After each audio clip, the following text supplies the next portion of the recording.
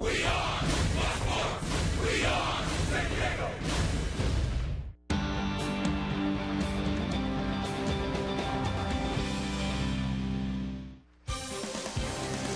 San Diego golden sunset, accentuating the baseball greatness of the one and only Tony Gwynn here at Petco Park in downtown San Diego.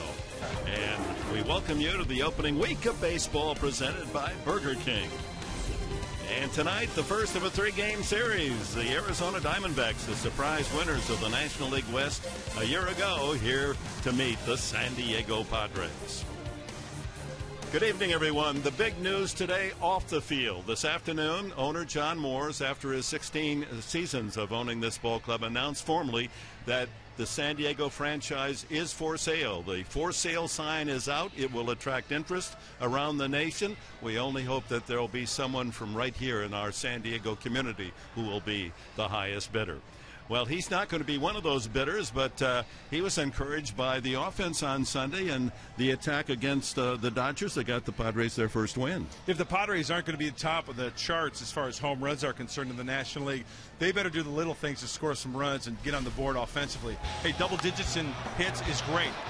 They're going to hit 10 or 12 or 13 hits. They don't all have to be home runs. They have to take the extra base. And there's nothing wrong with hitting a double or a triple. You incorporate a little bit of speed, and a hanging slider goes a long way as well. It's nice to have that grand slam off the bat of Chase Headley to add on as they did Sunday. So it all boils down to this. If you're not getting the long ball, doubles and triples are okay here at Petco Park. Well, the Arizona Diamondbacks, what a start for them. They win their first three games against San Francisco, all by one run on Sunday, coming from behind 6-0 to sweep the Giants. So they're in a mighty high and happy mood as they come to play the Padres tonight. They've not played so well here, and the other side of that coin is the Padres have trouble winning over at Chase Field in Arizona. And we also know how important it is to win that first game of the series. Hopefully they can carry over after the nice off day yesterday. All right, you got to grab those snakes. You got to take off the rattles and see if your right-hander Volquez can win his first game as a San Diego Padre. The D-backs, the Padres coming up.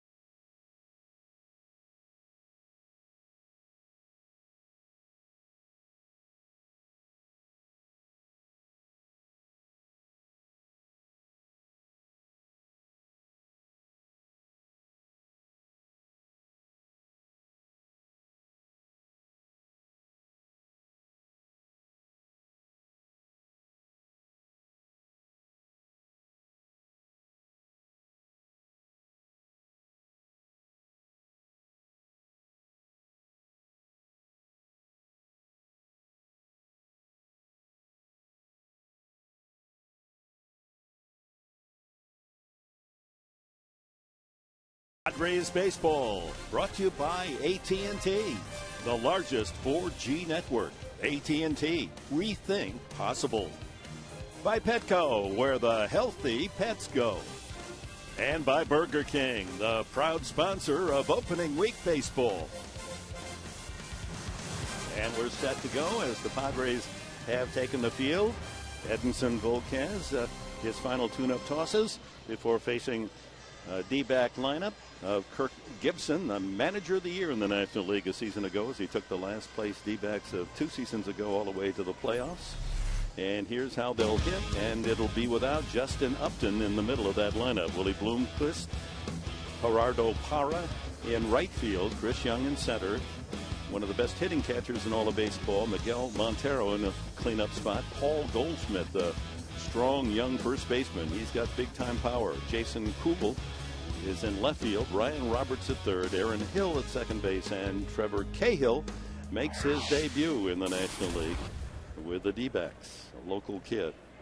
Volquez, 3 innings, was outstanding opening night. And then he fell into that wildness in the fourth as he walked 4 men, a couple with the bases loaded, and it cost him a win.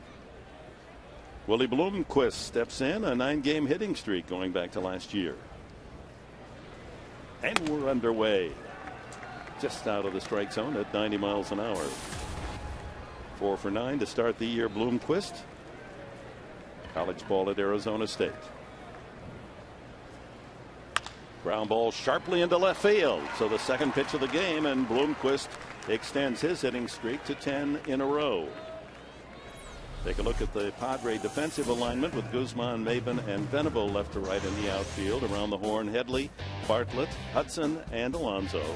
And the battery of Volquez and Hundley. I think a big key this evening for Edinson Volquez, we've talked about the changeup and spot in the fastball, but don't try to go for the strikeout on the first pitch.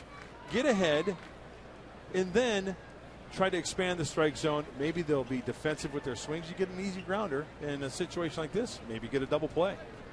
Parra looking for his first base hit of the new year. He can be a pesky out. Hit 292 last year.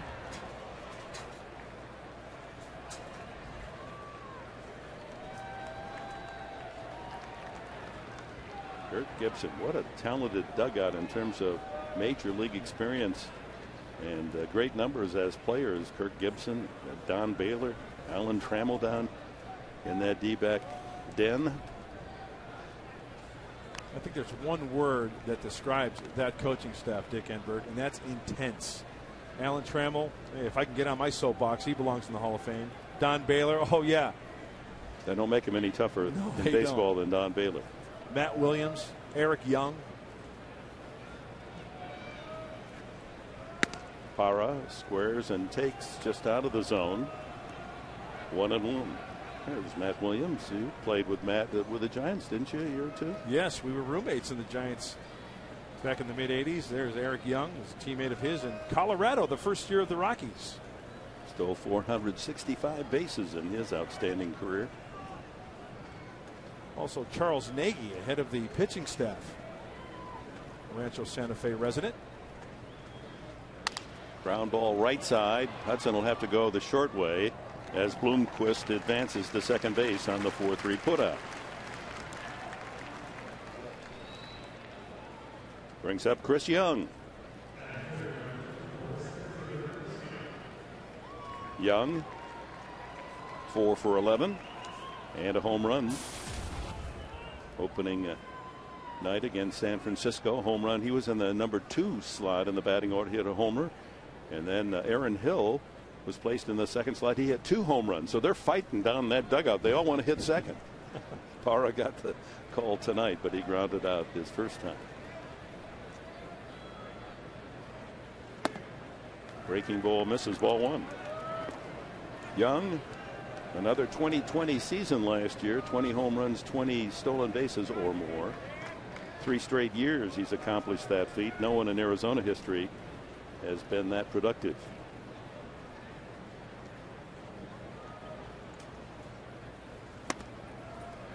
Low, 2-0. And a dangerous count. There is first base open. Jeff Kellogg, he's the crew umpire in his 19th year behind the mask. Attended Ferris State, Michigan, Big Rapids, Michigan. They made it all the way to the final of the Frozen Four. Lost to Boston College for the hockey championship this year.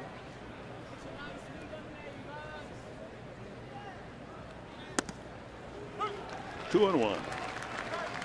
Temperature cooler than any of the games in the Dodgers series, and there is a thought by the weather people that we could have some showers tomorrow.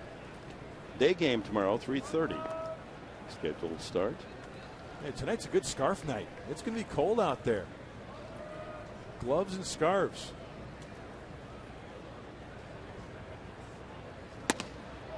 Oh, it's all around the plate, but not getting the call. 3-1. Well, let's take a look. Fox tracks. I think that's on the black. It is indeed, but borderline goes to the hitter Young. That what's going on look worn by Buddy Black. High pop up right side, playable. Hudson calls off Alonso, and the second baseman has the second out of this first inning. That brings up Miguel Montero. Let me make a point about the last pitch. Remember, he said Volquez pitched more to the plate. Fastball count 3-1. Look at this fastball. That's a full baseball width on the outside part of the plate. He challenged Chris Young there, and he popped it up to the right side. That's exactly our point when we were talking about in the pregame show with Mark Sweeney. Pitch more to the plate. Challenge him. Watch out for this guy, Montero, an all-star last year, and he led most of the National League catchers in the important offensive categories. Most hits, most RBIs, most doubles.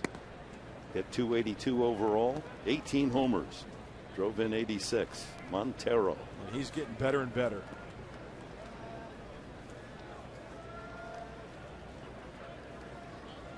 D-backs trying to get on the board first. Bloomquist out at second base with 2 out.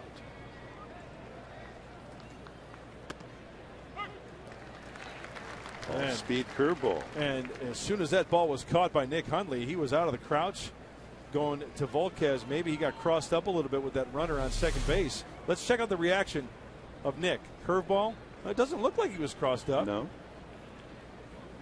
Maybe that's not where they wanted to throw it, almost in the heart of the plate. Maybe just a little reminder. And what a great article in the UT this morning about Nick Hundley taking charge behind home plate. And that's a perfect example of the young catcher of the Padres taking charge. Hey, you're the boss. You're running the show back there. Nice. 1 ball, 2 strikes. How about the movement on that pitch? That's a 2-seam fastball with some serious run. Looks like it's going to hit him in the knee, and then all of a sudden that thing ends up on the outside corner. 1 ball, 2 strikes. So a fastball, a curveball. Is this the change? Fastball in.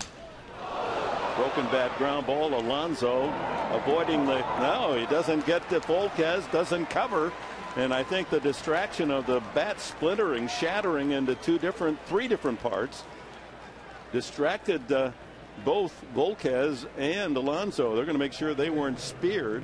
And in the process, Montero, who should have been out, is safe at first base with Bloomquist going to third. Let's check out the reaction of Volquez on the mound. You know, he kind of reacted to the bat. But with that said, as we mentioned in our instruction the other day, as soon as that ball is hit to the pitcher's left, no matter where it is, you've got to bust it over there. He was not in position to cover first base. He needs to make a big pitch here to leave runners at first and third. But that has to have a lingering effect for Volquez. I mean, he should be out of the inning. Instead, first and third. And dangerous Paul Goldschmidt steps in. You know, after a second look, it looked like Volquez's focus was strictly on the barrel of the bat after it was struck.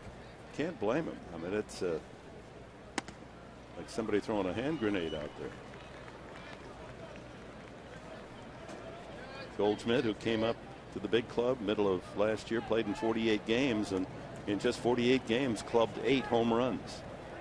He has one already this year, has 1 hit in 7 at bats, a home run. Infielder is very deep at short and second, and Headley at third. Yeah, this guy's a dangerous hitter. Do not throw him a breaking ball for a strike. Don't hang one. Take a look at the defense. You can see him playing on the opposite side, the second base side of second base. And Hundley's going to go out and talk with Volquez here. Want to know the count. And they're going to show deserved respect of the man at the plate. Remember, he had a grand slam home run in the playoffs last year for the D-backs. Hanging breaking ball. Look at in left field. Guzman playing to pull on the breaking ball. Fastballs away. That's the way he's going to shoot it, and that's the way the outfielders are positioned. Left center field, the biggest gap. And that one is drilled to left center field. Guzman going back, and the ball will bounce up against the wall.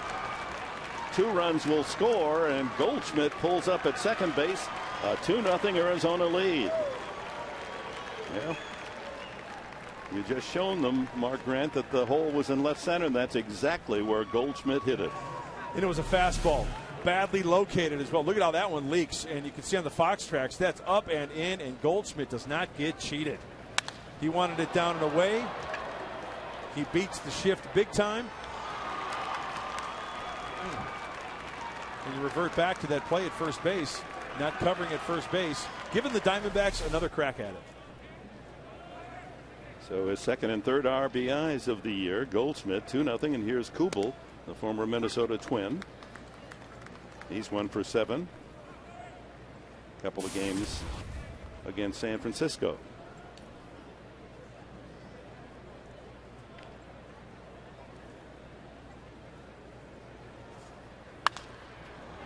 Slap foul out of play.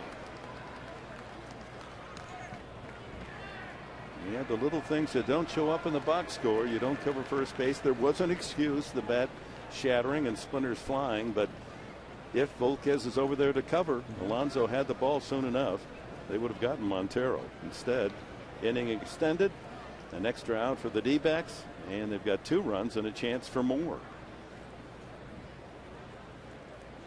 2 strikes to the count.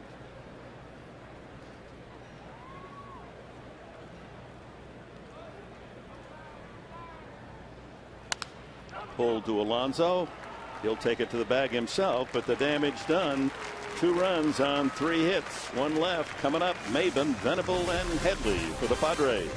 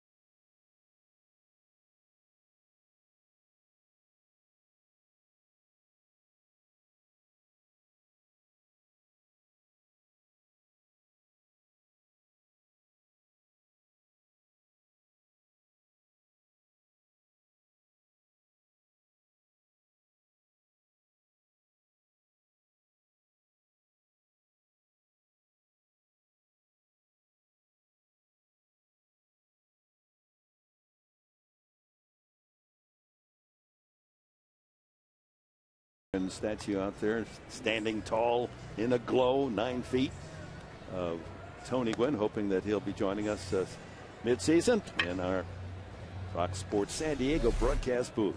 Here's the batting order tonight for Bud Black's Padres. Maben, Venable, Headley. Guzman in the cleanup spot has hit safely in all 4 games of this new season. Then Alonso and Hundley with Hudson, Bartlett, and Volquez the last 3. Against 24-year-old Trevor Cahill grew up attending Padre games at Qualcomm Stadium, rooting for San Diego. Went to Vista High School, native of Oceanside. Big guy, 6'4", 222, and he sends fastball at 89 in for the first strike. Maben, 5 for 17, the only Padre with 5 hits so far. 1-1. They called Cahill the pterodactyl. That's his nickname, the large bird. Yeah. And he's a large bird, Yeah, no feathers.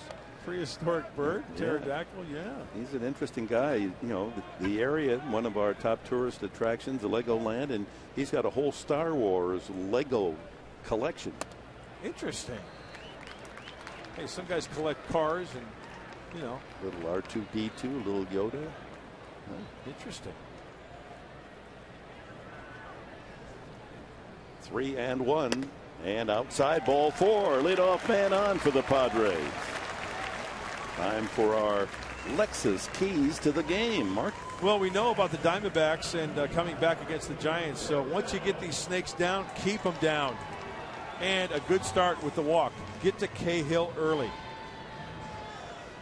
Leadoff walk usually bodes well. He did not have a good spring. The ERA was up around 6. Brings up Will Venable, 2 for 10 in the new year.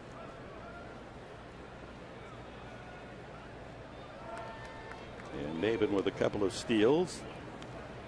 As the Padres, as you heard on our Padres Live pregame show, they've tried to steal 4 times and they've been successful all 4.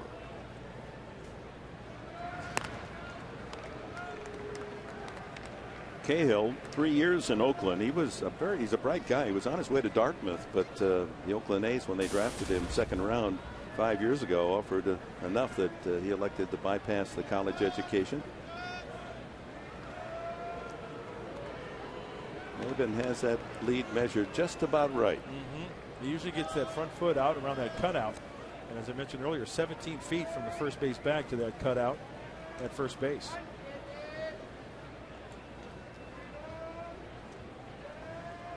In the dirt and scooped backhanded by Montero. Got to watch Montero. He's got a good snap throw. You lead a little too long there at first base, and he likes to throw behind the hitter. And that's why you have to be very careful after your secondary lead. Mark Sweeney talked about that in the pregame show. So after your secondary lead, the pitcher goes to the plate. If the ball is not struck, you better bust it back to first base because you don't want the snap throw behind the runner. There's a secondary. Ball gets away this time, and Maben can jog into second base. That takes the double play away from Arizona. That's got to be a pass ball. It looked like that was a very catchable pitch for Montero. Count goes 2-0 to Venable. Set up away, sinker in, off the webbing, and a free 90 feet for Cameron Maben. It is a pass ball. And Venable a chance to get one of those runs back. Now here's some situational hitting now to get that runner to third at the worst.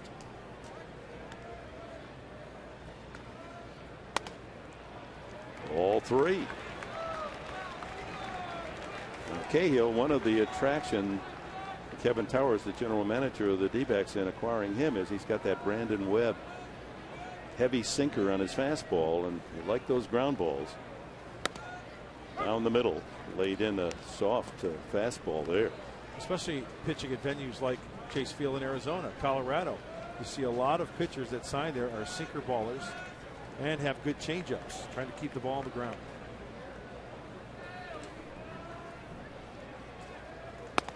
Outside and high, and Cahill, a rocky start. Could be some nerves going through the young man pitching here back home against family and friends. And here's Chase Headley, and his last appearance Sunday was a grand one. First hit of the game, 4 runs on 1 swing, his second career slam, on the way to an 8-4 win. Our Geico quote of the game from Headley: I don't ever want to show somebody up, because he did pause to admire the ball off the bat. When I hit that ball, it was like a whole piano fell off my back. It's nice to take a deep breath. And he wouldn't answer your question whether it was a grand piano or a I asked him Steinway. if it was a Baldwin or a Steinway, and he said both. And I thought that was a great answer. Broke a 0 for 12 drought at the start of the season. So 2 on, no one out to Headley. 2-0 Arizona. There's a strike. 87. Cahill's going to top out about 93, but it's one of those cases to where if he throws it 87, 88, the sinker, when down, is going to have a little bit more movement. Also throws a changeup, slider, and a curveball. A spike curveball, knuckle curve. In the dirt, 1-1. And ground ball pitchers throw double play balls, and of course that's what the D-backs are looking for here. With Bloomquist at short, Hill at second base, squeezed a step toward the bag. Third baseman Ryan Roberts well off the line at third. Inside, 2-1. Yeah, the Padre hitters being very patient. Well, here's an early action pitch with 2 on, no one out. 2-1 the count. There's Chuck, they call him. Charles Nagy, the pitching coach for the Arizona Diamondbacks, had a nice career. Was briefly a Padre. Ground ball, double play ball. Hill to Bloomquist, back to first. And it's a double play. Good scoop by first baseman Goldschmidt. It was close at first, but Headley wraps into a 4-6-3 twin killing. On to third is Maben. That's the effect of that sinker. Two-seamer down and away. Nice turn by Bloomquist. Oh, very close at first base. I had thought initially he had beat it out.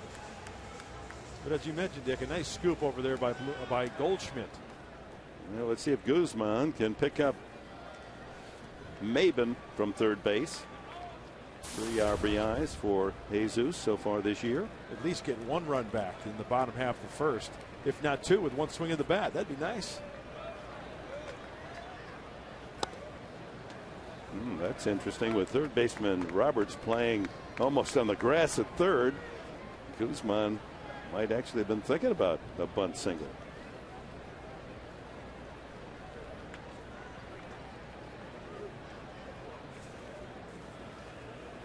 There's another ball. So Cahill in the inning, 4 batters. He's throwing a total, I think, of 2 strikes, maybe 3.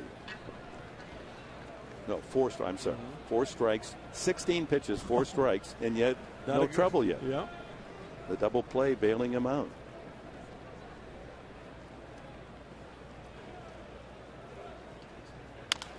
Pulled foul, 2-1 the Guzman. That's why I think pitch counts and ball strike ratios are overrated. And that's a perfect point, right? Sure, you want to get ahead and throw strikes, but it can work to your advantage as well. 2010, 2011, 69% of his outs on ground balls. That one fouled into the glove of Montero, 2-2. That's a good sinker right there from Cahill. And when a pitcher throws a good sinker, they can do one thing: throw it towards the heart of the plate and let the ball do the work. In the dirt, 3-2. Maben alertly was dancing down the line. If that one got away from Montero, he was coming home.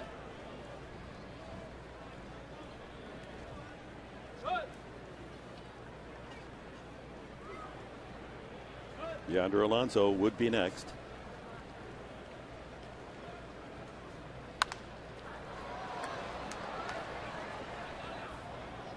So 3:30 game tomorrow. Joe Saunders, the veteran left-hander, against Corey Lupke, a battle of lefties. 2:30 for Padres Live here on Fox Sports San Diego. Then back to a Thursday night 7 o'clock start.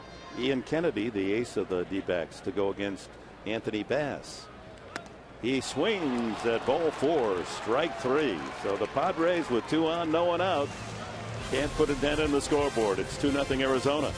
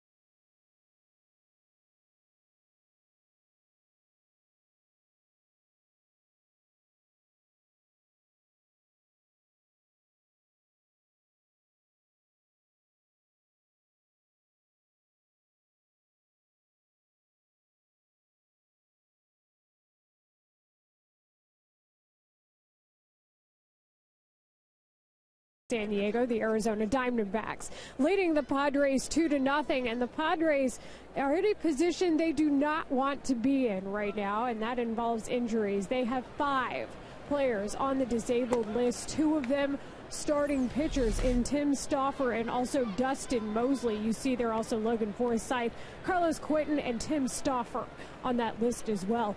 Bad news on Dustin Mosley. We heard it before the game from Buddy Black. Said he had extensive damage in his shoulder and would be on the DL for a period of time that will extend well past the 15-day DL. He said it's frustrating, Black did, when it comes to addressing the fact that 2 of his starting pitchers are on the disabled list to start the season. Said it was a bummer, and that is the truth. Good news, though, about Carlos Quentin.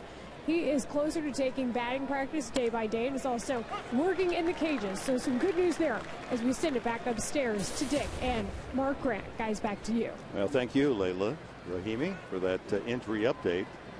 Sadly, not good news for the Padres pitching staff. 2 of the 5 men in the rotation on the shelf, and as Buddy Black said, it's extensive damage to the right shoulder, so it may be a question now, does he need surgery? Roberts pulls it foul to third, and the count remains 1-2 on the D-backs Tat Man. He's got quite the following over in Arizona. A lot of people coming to the ballpark with signs. If you were to get a tattoo, I would never get one. Well, but if you would, I mean, it would be something personal, subtle. And, you're a sensitive guy, romantic.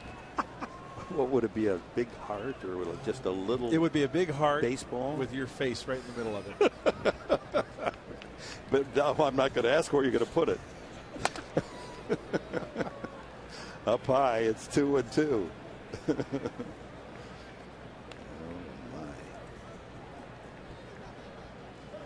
I grew up in a small little farm town. If they'd have caught somebody with a tattoo, right to jail. Absolutely. You had to be a criminal or a sailor. Full count now on Roberts, who takes the change. That last pitch from Volquez was a changeup. You could see him in his glove. See the 2 middle fingers going over the top of the glove, and then the forefinger on the side, on the left side, and the pinky around the right side. Gives you a good look-see at the cambio, the changeup. That sounds like a demonstration. Oh, there you are. You ask and you shall receive.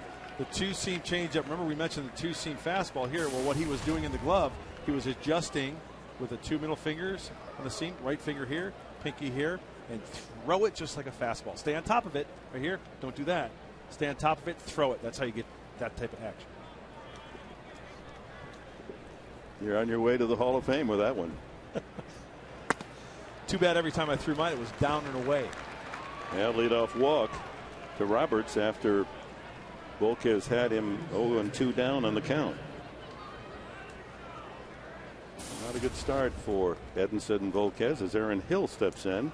2 hits, but both of them home runs. First walk allowed by Volquez.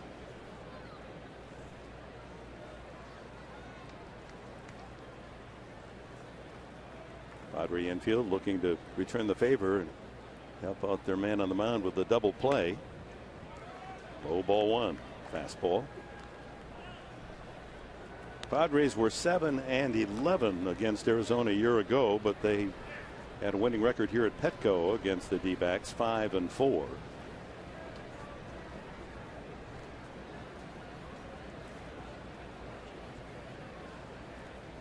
Volquez does not have the same type of feel on his changeup as he did his first start.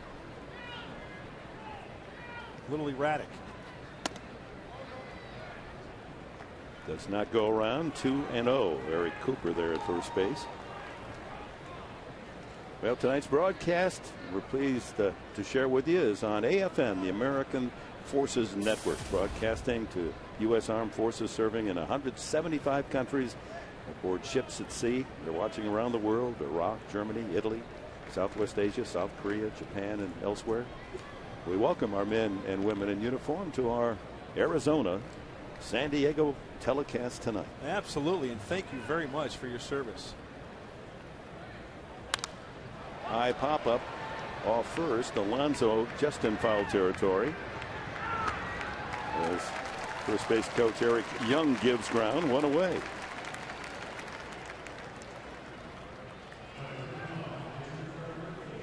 Think how small this world has become in so many ways.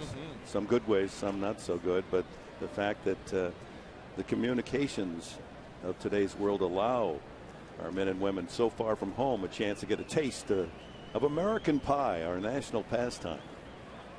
Baseball from San Diego. Many of our troops, of course, going through San Diego on their way to deployment. Cahill tries to bunt, strike one. Headley crashing, Alonso crashing at the corners. Always keep it in the back of your mind. We saw Tim Stauffer do it in spring training, the old Butcher Boy play. He could pull back with those infielders crashing. Cahill, of course, playing in the American League. His only at-bats were in interleague play, 1 for 10 with the Oakland A's. He wants to try to bunt it down the first base line here. And that'll kick foul.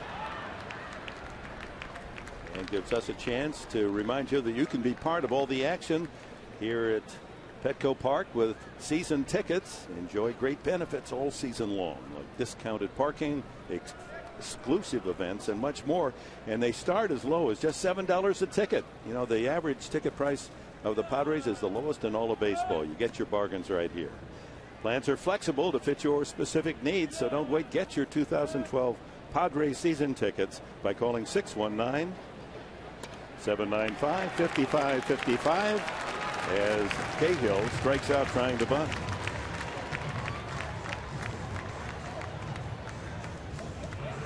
Go to the top of the order, and Willie Bloomquist. Bloomquist with a single through the hole on the left side to open the ball game. Moved up on a ground out to third on that shattered bad infield hit for Montero, and rode home on Goldschmidt's 2-run double in the first inning.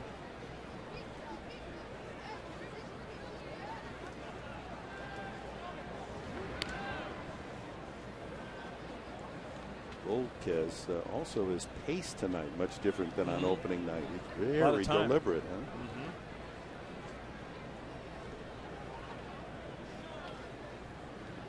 Bloomquist has the only stolen base by a D-back this year. 91 on the fastball strike.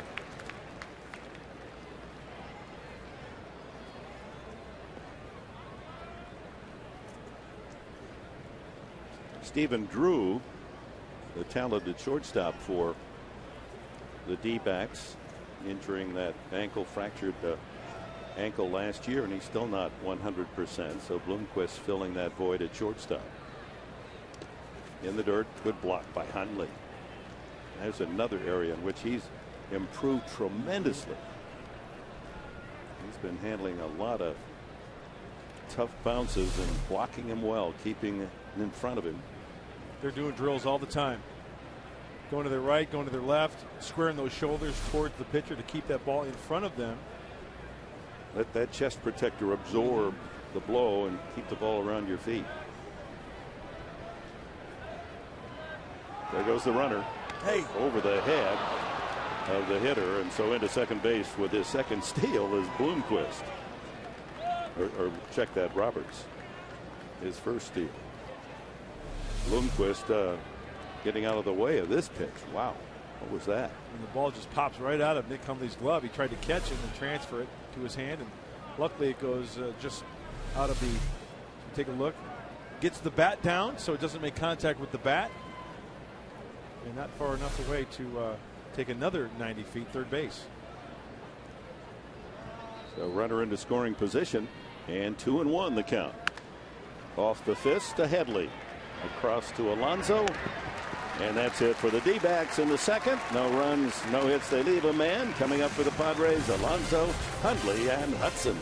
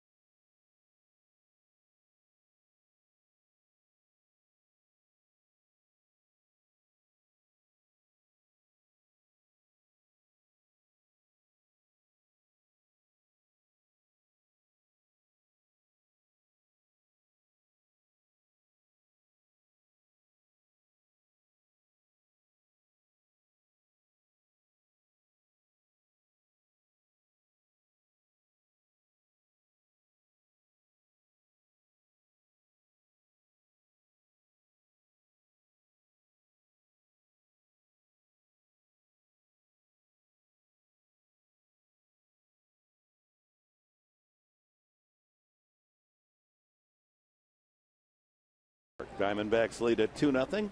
Padres will hit here in the bottom of the second inning, leading off with Yonder Alonso. 2 for 12 on the new season. Ground ball sharply, but right at the first baseman, and Goldschmidt takes care of business. 1 out. Look at the Arizona defensive alignment with Kubel, Young, and Parra in the outfield. Roberts at third, Bloomquist the shortstop, Hill at second, and Goldschmidt at first. Trevor Cahill and Miguel Montero the batters. Nick Hundley, the only Padre without a base hit this season. He's 0 for 10.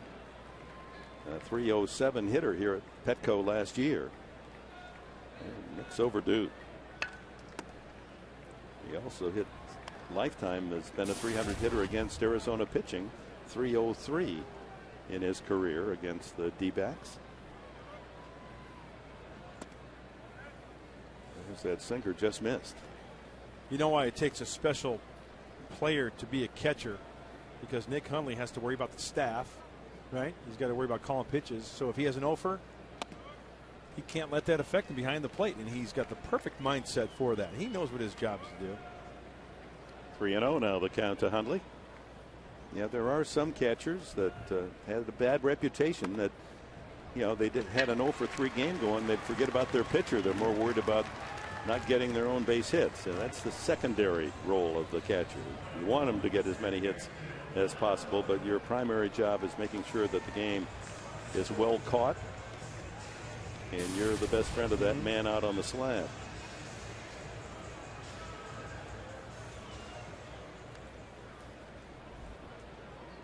Third walk from Cahill. Here's Orlando Hudson as the brain trust of the D-backs. Alan Trammell on the left and Charles Nagy, the pitching coach, on the right.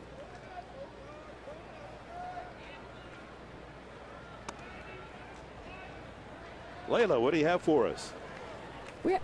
We had a really good talk with Orlando Hudson before the game. In fact, Orlando is one of only 2 of the Padres who had actually seen Trevor Cahill, because he and Bartlett actually have seen him in AL experience, and Hudson had some good scouting reports on Cahill. The first thing Hudson mentioned when he talked about him was that sinker. And I asked him, I said, how do you approach it? Because you can go around it or you can go through it. And he said, no, you have to go head on. You have to look at it, you have to know you can hit it, and just approach it head on. And he said that's what he was going to try to do. There's that snap throw of Montero, a little high. Goldschmidt keeps it out of the right field corner as Hundley dives back. That's 7 consecutive balls thrown by Cahill in this sequence. Walked Hundley 4 straight, and now 3-0 to Hudson. Padres unable to take advantage of leadoff walks to Maven and Venable in the first inning. And there's a strike, 3-1.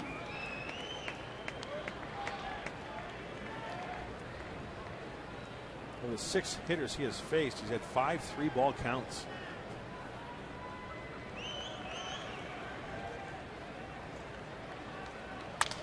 Line drive softly and caught by the shortstop Bloomquist. Another broken bat. That bat stays in one piece. It might have been a base hit, but look where the barrel wound up all the way out behind second base, and the ball went to the shortstop. A good sinker will do that. Left-handed hitter off the end of the bat, and you know what? We've seen it many times. We've seen balls hit on the sweet spot, and the bat still shatters. So 3-1 count to Hudson. Broken bat, soft liner to short for the second out, and here's Jason Bartlett.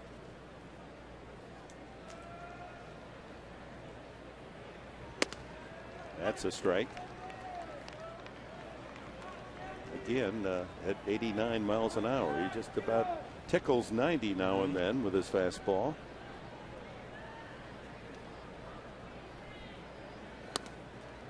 Inside 1-1 with the pitcher Volquez on deck.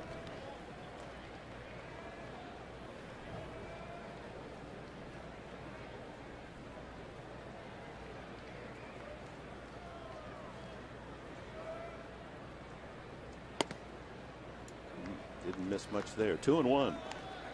The trade from Oakland in the offseason The D-backs got Craig Breslow, Jared Parker, a right-handed pitcher, Ryan Cook, and Colin Cowgill went to Oakland.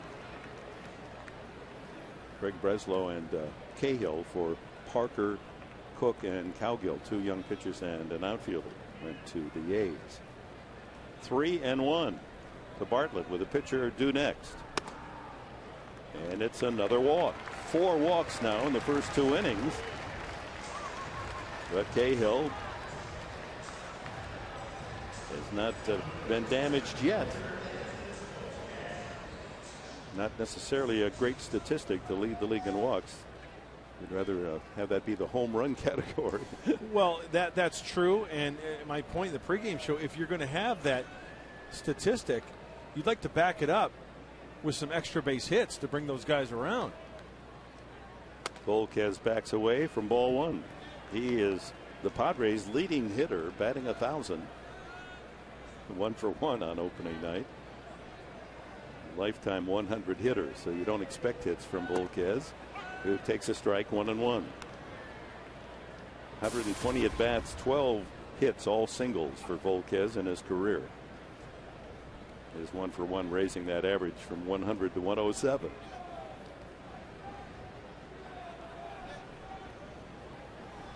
Just swing as hard as you can.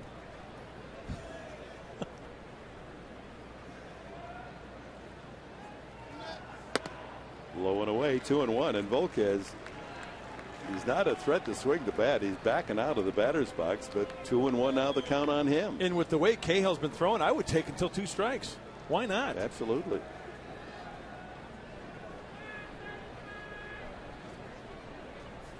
Hundley at second, Bartlett at first base with 2 outs.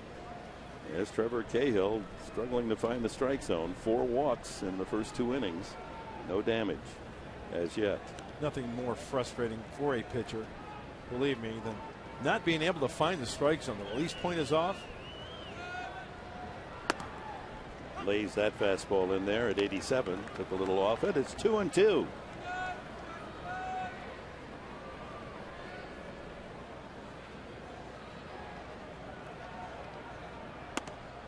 Outside, full count. 41 pitches already, and this will drive a manager wacky. I mean, that's just the wildness. You just can't defend wildness. Ball 4. He's walked the bases loaded. 5 free tickets here in 2 innings. And Cameron Maben with a chance to put some hurt on the D-backs, and Charles Nagy, the pitching coach, going to go out and talk with the young right-hander. This is where the Padres need to make some hay. You can see it in the body language of Cahill. His release point is way off. I can't tell you what Charles Nagy is saying, but it seems like his sinker is moving tremendously, right? But it's all over the place. So how do you counter that? Well, as I mentioned before, throw it down the heart of the plate. Keep it about knee high and let the ball do the work. Aaron Hill, the veteran second baseman, undoubtedly saying something along the lines of, hey, throw it in there. Let him hit it. We got some gloves out here. We'll help you out. Easier said than done. Hundley at third. Bartlett at second. Volquez at first. Maben walked his first time up. Fastball for a strike.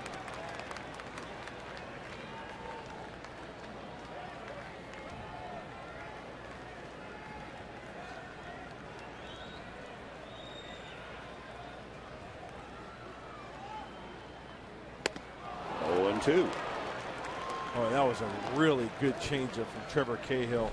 The bottom just dropping out. Looks like a fastball, and you can see the swing by Cameron. Look how far out in front. Barrel of the bat nearly out in front of home plate, and the ball has yet to get to the hitting area. Well, Cahill jumps in front, 2 strikes. Another changeup. Montero locking it in the dirt. 1-2. You saw that graphic. Maben in his major league career yet to hit a grand slam home run.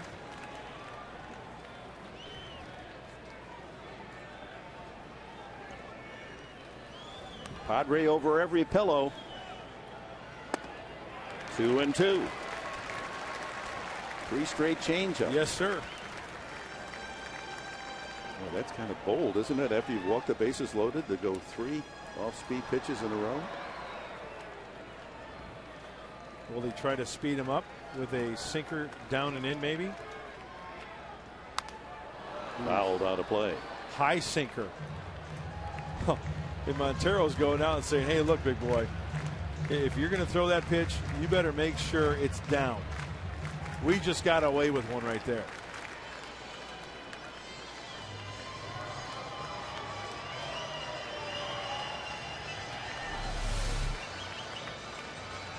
Look at where that ball is. That's up around the belt buckle. Hanger. Can't catch up to it. After 3 changeups, he tried to sneak a little fastball by him. 89. Enough that Maven was late on the swing. 2-2. The count remains. Bases loaded. 2-0 D-backs here in the second. Strike 3 called. Oh my. Well, he's just setting the table, Cahill. And the Padres ain't eating.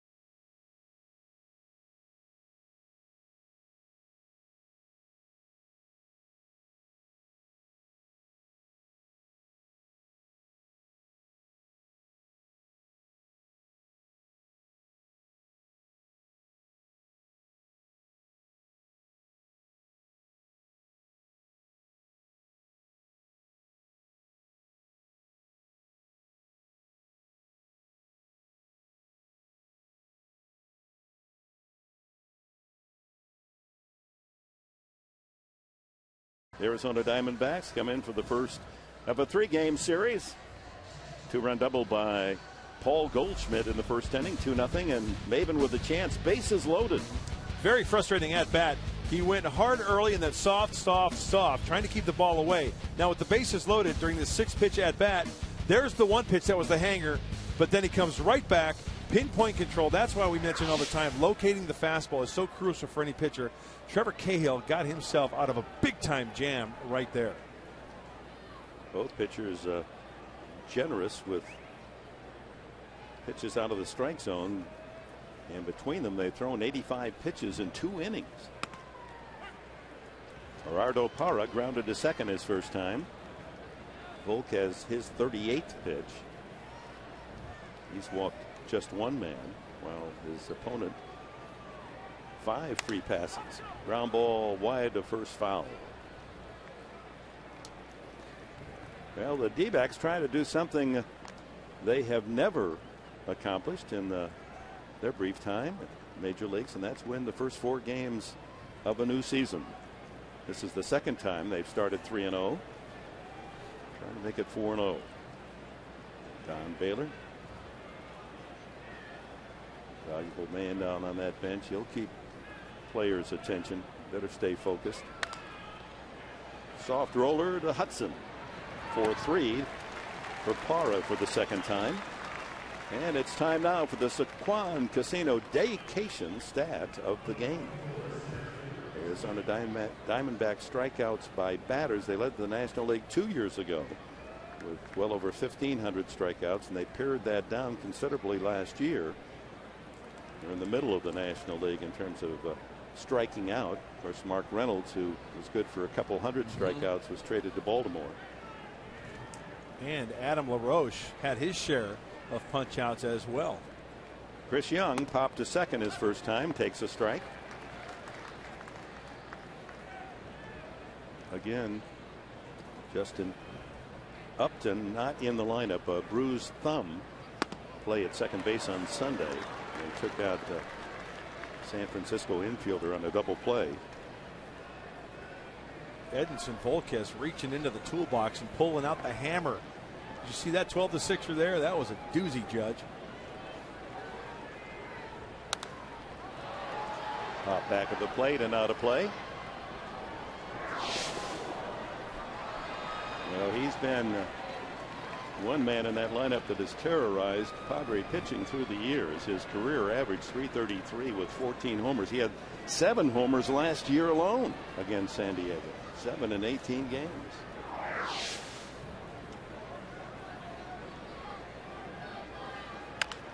Ground ball foul. Heavy dose of changeups and curveballs to Chris Young from Edinson Volquez. I've got a little quiz for you, Mark. Okay. Kind of interesting, and that there have been 4 men in Major League history that have won the MVP and Manager of the Year. So you had to be both a player and successful manager. 4 of them had done it, and Kirk Gibson was the 4th. How many of the other 3 do you think you can come up with? MVP and Manager of the Year. You have to be MVP, not necessarily in the same league. Right. But Gibson did it. I'm going to have to say, right off the top of my head, successful managers, Joe Torre. Right you are. That's 2 of the 4. I think Joe Torre could be one of the most underrated players that people don't know enough about. And underrated broadcaster. Yes, he was a darn terrific good in the broadcaster. booth. Terrific in the booth. Had a chance to work just a couple games with him back with the Angels. And right away you could say, this guy's got a great voice, insights into the game.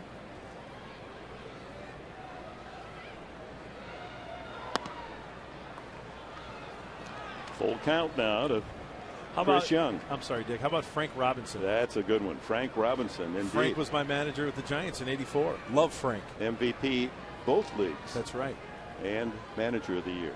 And the first African American to manage in the major leagues. 3-2. Rounded to short. Bartlett. The skip and the flip. And there's 2 away. 3 of 4. I won't ask Mark Sweeney to come up with a 4th. He's got something else on his mind. Mark? Yeah, guys, just watching how they're treating these at bats, but also getting first pitch strikes. That's a huge key in watching Volquez pitching tonight, just getting into that rhythm. It looks like he's not getting his rhythm early in the game. So 2 ground ball outs here in the 3rd. Thanks, Mark. Here's Montero as shattered bat.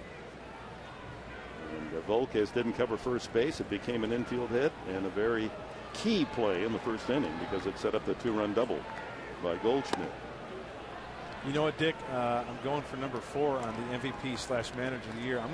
I'll give you a clue. He's in the house, right? He is in the house. It's Groove. Don Baylor. It is Don Baylor. Isn't that interesting? 2 of the 4 are in the Arizona dugout tonight.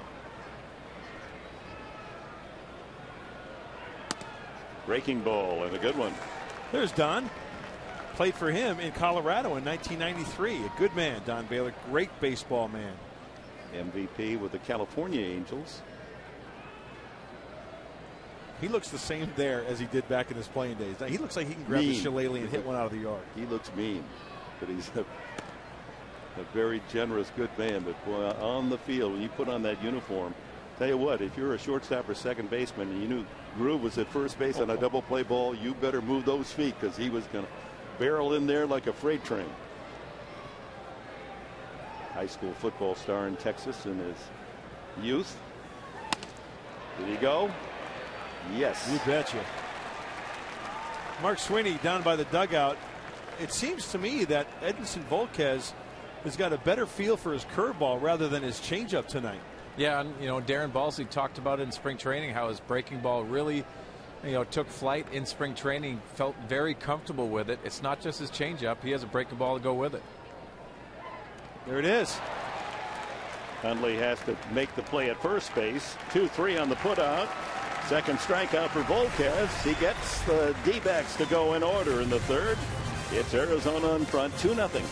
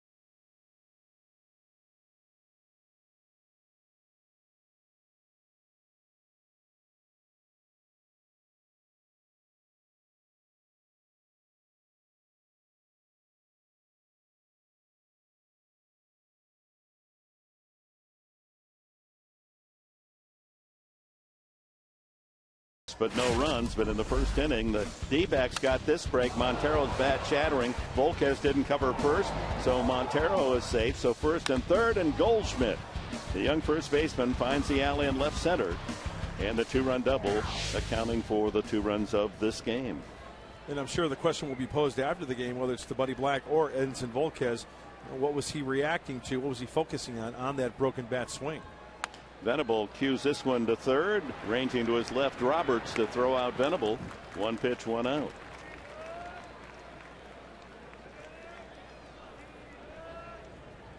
Chase Headley steps up after Maben and Venable had walked in the Padre first inning to lead off. Headley bounced into a 4-6-3 double play, and Guzman struck out, so no damage done in the first. Then he loaded the bases on walks in the second, including walking Edinson Volquez, but Maben took strike 3. Well, Mark Sweeney was a left-handed hitter extraordinaire. And Mark, when you're facing a sinker baller like a Cahill in your career, were you thinking center field up to the center of the diamond and left field line? Yeah, Mark, and I actually shifted the field over. I actually looked left center to center field. Sometimes center field is going to push you over a little bit just to stay on the fastball, but I also used my legs. I wanted to use my legs. Change up low, 2-1 to Headley. Any sinker baller, guys, you really want to use your legs because it keeps the barrel of the bat through the baseball. There's where Mark Sweeney's thinking right there on the sinker baller from the left side, wearing that part of the park out. And that's where Headley goes, down the left field line and into the corner. He turns at first. Digging the ball out of the corner is Kubel, and Headley has a stand-up double. Right on cue. First hit for the Padres. That would have been nice the last time up. Nothing wrong with a little duck snort down the left field line. He does a nice job keeping his head on the barrel of the bat. He knows the strength of Cahill, so he says, you know what? I'm going to go that way. If I pull that ball, it's the old 4-3 play. If I stay on it, it's a double. Guzman struck out swinging in the first inning. Fastball for a strike? No, it might have been a slider. What do you think? Looked like a slider. Padres trying to put a dent on their half of the scoreboard here. Trailing 2-0 in the third. Down low, 1-1.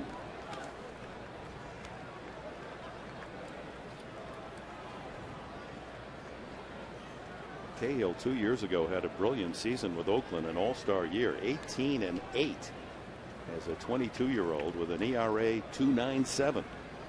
Big time numbers.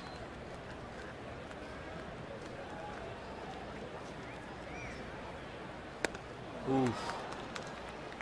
Tremendous movement on the inside part of the plate. Here's the defense, and here's where I think Guzman's going to hit the next pitch. Oh, yeah, I'm calling it.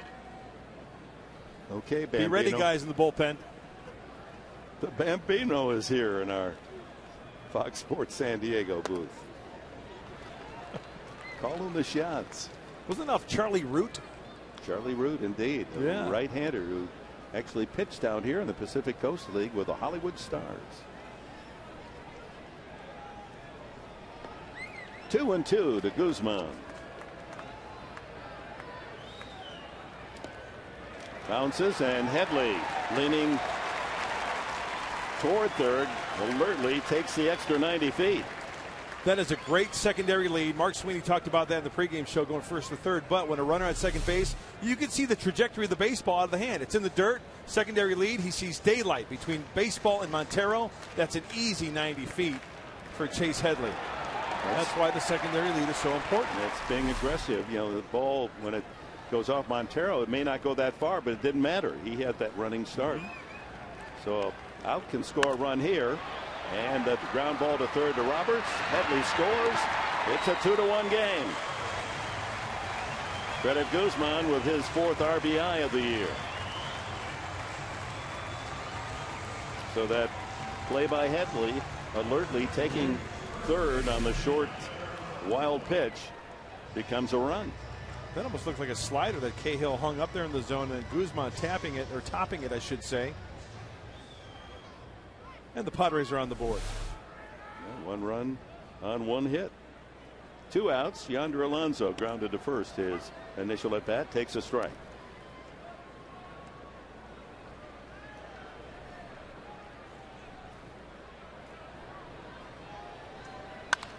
Grounded to second. Easy play there for Hill. Over to Goldschmidt. Inning over, but the Padres on a double by Headley, a wild pitch, and a ground out Guzman. 2-1.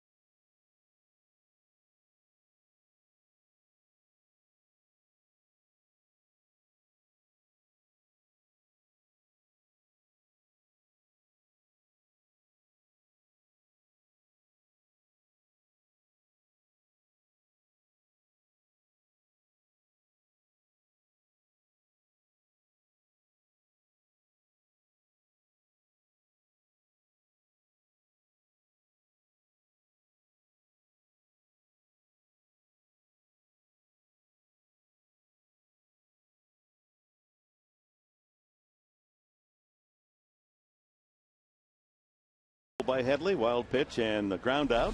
Let's go back to the pitch in the dirt. Mark Sweeney, did you notice anything differently on that pitch, allowing Chase Headley to go to third base? Well, Mark, something you have to think of as a runner is the one tough pitch to block for a catcher is a fastball down. When a fastball down, it's hard to react. They don't expect that. Breaking balls, you can anticipate it a little bit easier, but fastballs are harder to block. Has to be in their minds for base runners. That's a great point. You know, he makes a great point, because how many times do you see a pitcher spike a fastball? That's exactly what happened there, and the Padres took advantage of it. Paul Goldschmidt, 2-run double for the 2-1 lead Arizona enjoys. Leads off here in the 4th against Volquez and pulls this one to Headley. 5-3 put out to open the 4th for Arizona. Brings up Jason Kubel.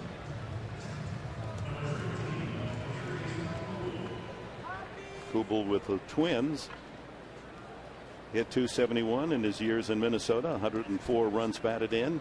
One of the big acquisitions in the offseason by the Diamondbacks.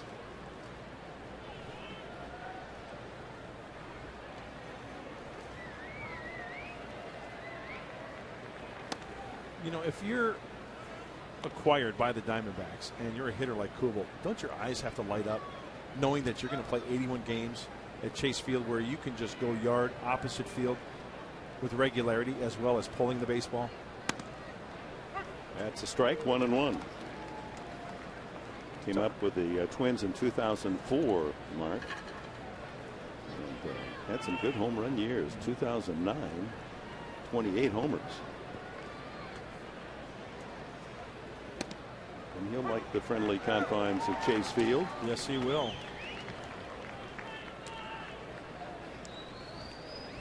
One ball, 2 strikes, the count.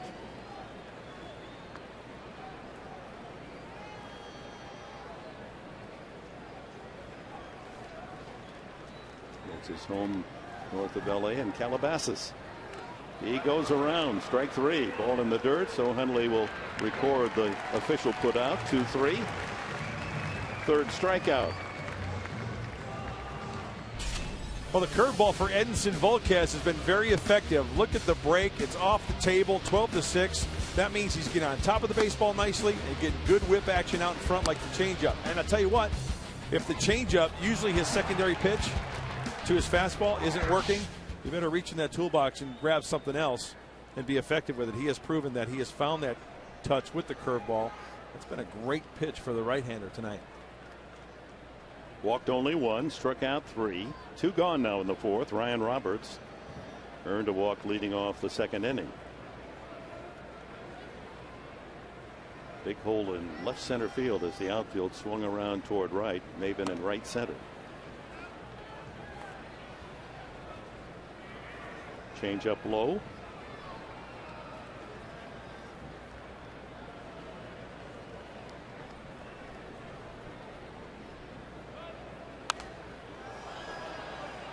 That one slams into the press box. That gentleman caught that foul ball on the fly. Nicely done. Sign him up. He's screaming for some ice right now for that hand.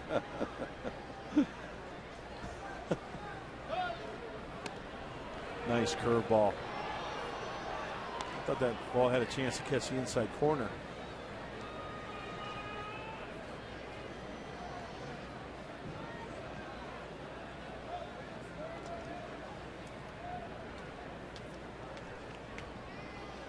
Two-1 delivery by Volquez has popped up. That's going to make its way into souvenir territory, just off the edge of the Padre dugout.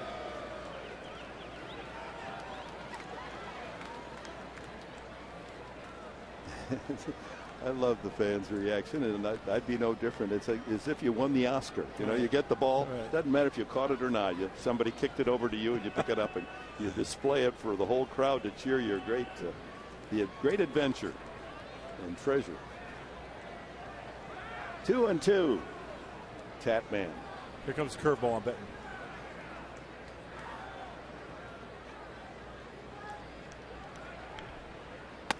Ooh, went upstairs with the heater. 95. See the velocity? Fastest he's thrown tonight. Mm-hmm.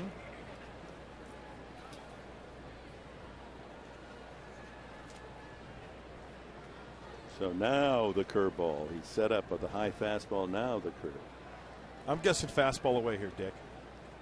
Oh, fastball inside, ball 4. Yeah. And Roberts has walked for the 2nd time. Well, you can follow the Padres with the MLB.com @Bat 12 app on your iPhone, iPad, Android, and Windows Mobile. Get live audio, pitch tracking, video highlights, and much more. You text @BAT to 31826 or visit Padres.com for details. A 2-out walk to Roberts, and here's Aaron Hill fouled out to first in the second inning. Changeup is low.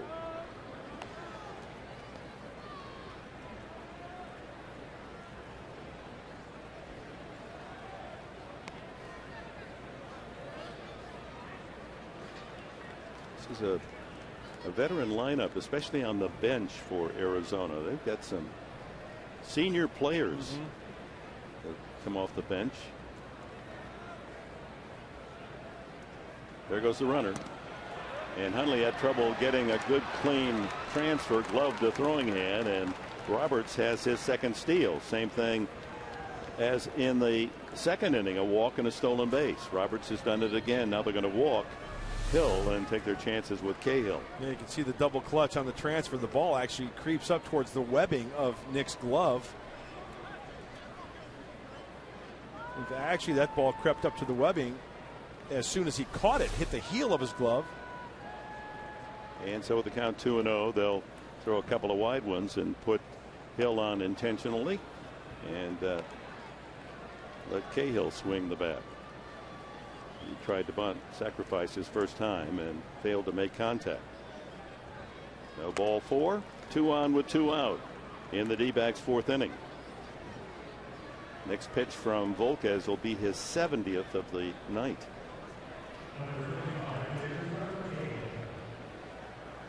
And as Cahill approaches the plate, the defense for the Padres, assuming he's going to go to the right side, because in right field you see Will Venable.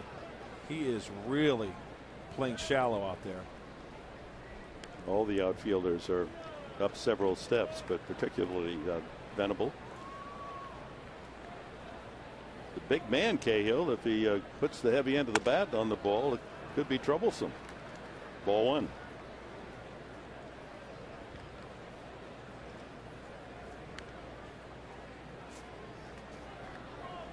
Lots of beautiful green grass out there.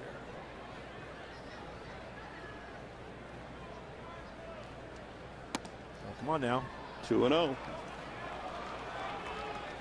You don't want to turn this lineup over with the bases loaded.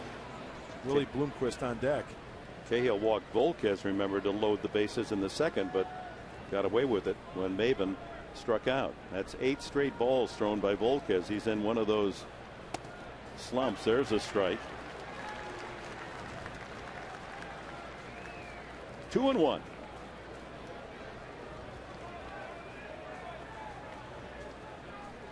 Roberts at second, Hill at first. And the 2-1 pitch coming up to Cahill. Gives up some bat. Grounds it to second. Hudson will go to first for the out, and the inning is over. Couple of men stranded after walks from Volquez. Middle of the fourth. D-backs 2, Padres 1.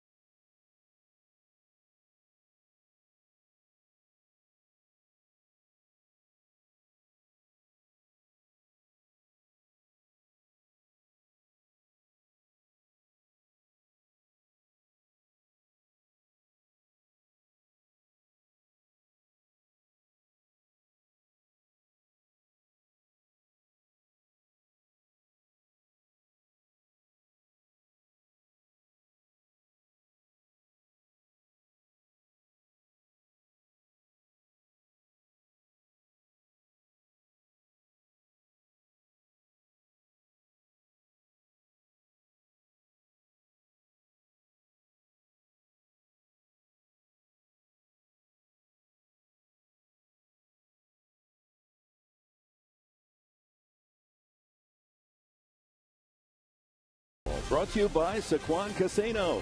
Get away for the day at the all-new Sequan Casino, San Diego's destination for casino gaming and excitement. By Chase. Deposit checks from your smartphone with Chase Quick Deposit. Take a step forward and chase what matters. And by your San Diego County Lexus dealer. Bottom of the fourth inning, it'll be Nick Hundley, then Orlando Hudson and Jason Bartlett against right-hander Trevor Cahill. 2-1, the D-backs lead. Big story today, owner John Moore's telephone press conference officially hung out the for sale sign. The Padres are indeed up for sale. John Moore's 18 seasons with the Padres said it's just time. And a couple of companies have been brokered and will entertain offers for the San Diego franchise. Hundley walked his first time.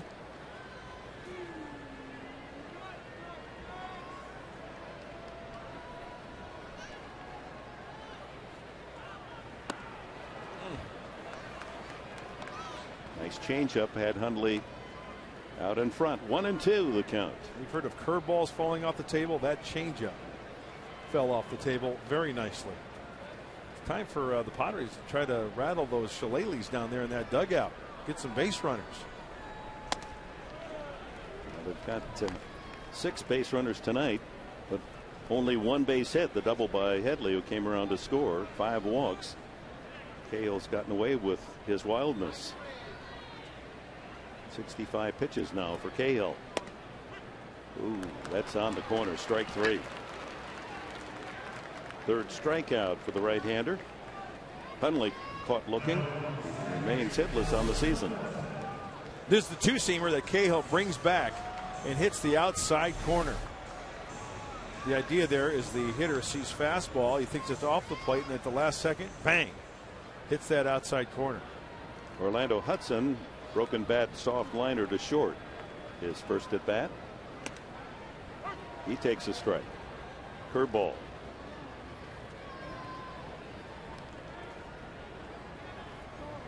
Young right-hander Cahill at 24. With all the walks early, but now starting to find a groove, it would appear.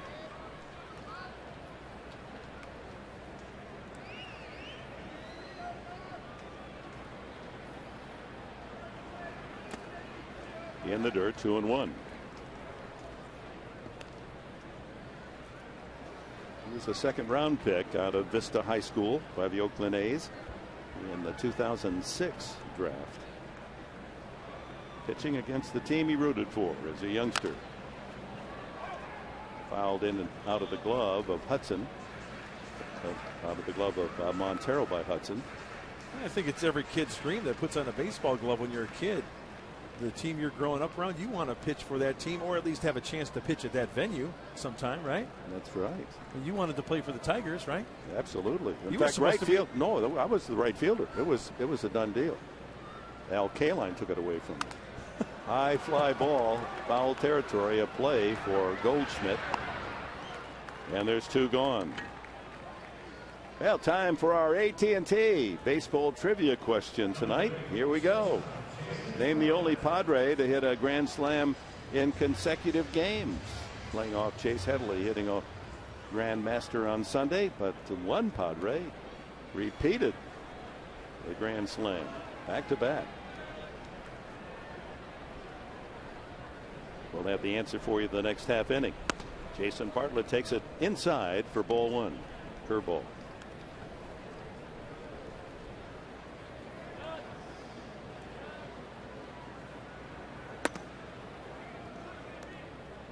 Able to find the sinker slider. I want to ask Mark Sweeney, a left-handed hitter against a right-handed pitcher that has a nasty curveball. One of the toughest pitches to hit, Margot? Yeah, it's a tough pitch because you want to get it deeper. And when you're trying to hit it out front, it makes it a little difficult. So Cahill settles and retires the Padres in order in the 4th.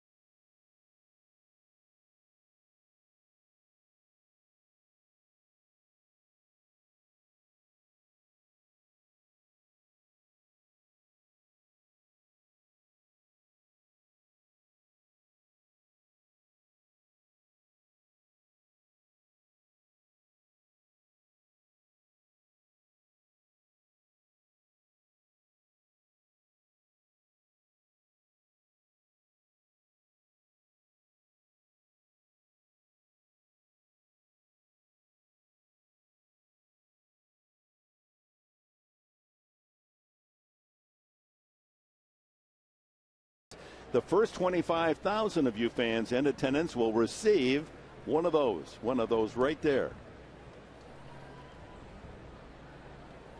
Not him, this. The cap with a new logo. It's a good one, huh? It's a nice cap, yeah. I mean, I like the way it's shaped. Yeah, it's that nice round form of yours. Well, the good thing is that if you've got a big head like mine, right. I mean, I'm pushing 8. No way. It's very comfortable. Yeah. So you'll get a free Padre ball cap, the first 25,000 of you here against the Phils on April 21st. Buy your tickets early and save at Padres.com. Or call 619-795-5555. Leadoff hitter Willie Bloomquist, a single to open the ball game and scored one of the 2 runs. Came home on Goldschmidt's double and grounded to third, his second at bat. 2 strikes the count.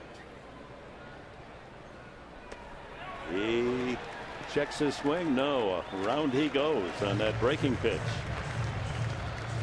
Another strikeout for Edinson Volquez. We've got the Padre logo on front of the giveaway cap, but on the back side we've got a little FS San Diego, Fox Sports San Diego coming your way, which is nice. So they're providing the 25,000 ball caps. And you got one. I didn't get one. I got the first one. Huh? I will gladly give you this one, Professor. Oh, give.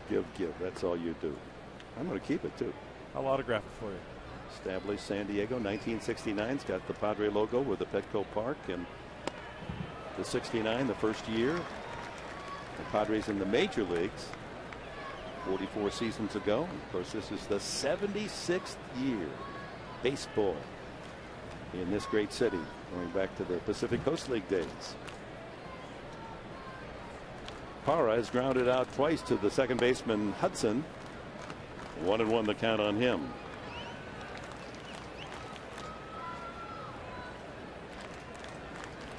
Volquez gave up the 2 runs on 3 hits the first inning, but nothing since. A couple of walks. Opening day when he threw, Dick, he threw 97 pitches that outing. The next pitch will be 80. And I just got to try to keep an eye on the velocity and the location of his changeup and fastball. It starts to be getting up in the zone as Darren Balsley is watching him like a hawk. He leads off the bottom half of this inning. We'll see whether or not somebody starts to throw in the bullpen. No one yet. That's going to be a tough play. Volquez fires and not in time. Parra runs much too well. That's a swinging bunt single for the D-backs right fielder. That's very frustrating. You make a good pitch and the hitter just gets a piece of that baseball down and away. And Volquez showing some athleticism. I mean, that's a darn good play just off the mark. And believe me, a play like that, it takes a little bit out of you. It takes a little bit of, a little bit of gas out of you. You're throwing 80, 81 pitches. Then you have to feel your position quickly and get rid of it. And then the results are negative for you. Exactly. He beats it out. So 1 out single for Parra. Here's Young. Popped to second and grounded to short.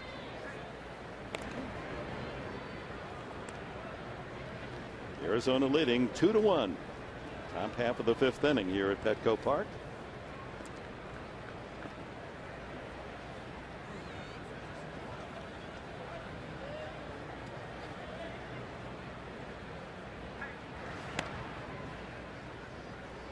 Couple of steals by the D-backs tonight, both by Ryan Roberts.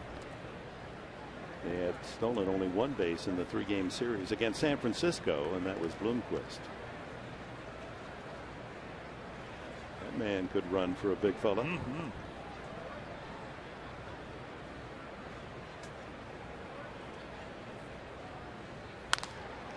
Pops him up, right side. Hudson calls off Alonso. 2 away. They get Young to pop up again, and that brings up Montero. Time now for the Farmers Insurance Report Card. You've been studying well and get good grades now. Diamondbacks won the NL West in 2011. They had finished in last place in 2010. The Padres did that once, last place 1 year and then rallied the next year, 1998, to win the championship. Not easy to do. That's why Arizona, the seed surprise team, they got the A+ in the West last year. Montero. That broken bat single, and there goes the runner. Hundley's throw in time. Beautifully thrown by Nick Hundley. Para erased. That's it. For the D-backs in the fifth, we've reached the halfway mark in this one. 4.5 in the books. It's Arizona 2 and San Diego 1. On the money, Hundley's throw.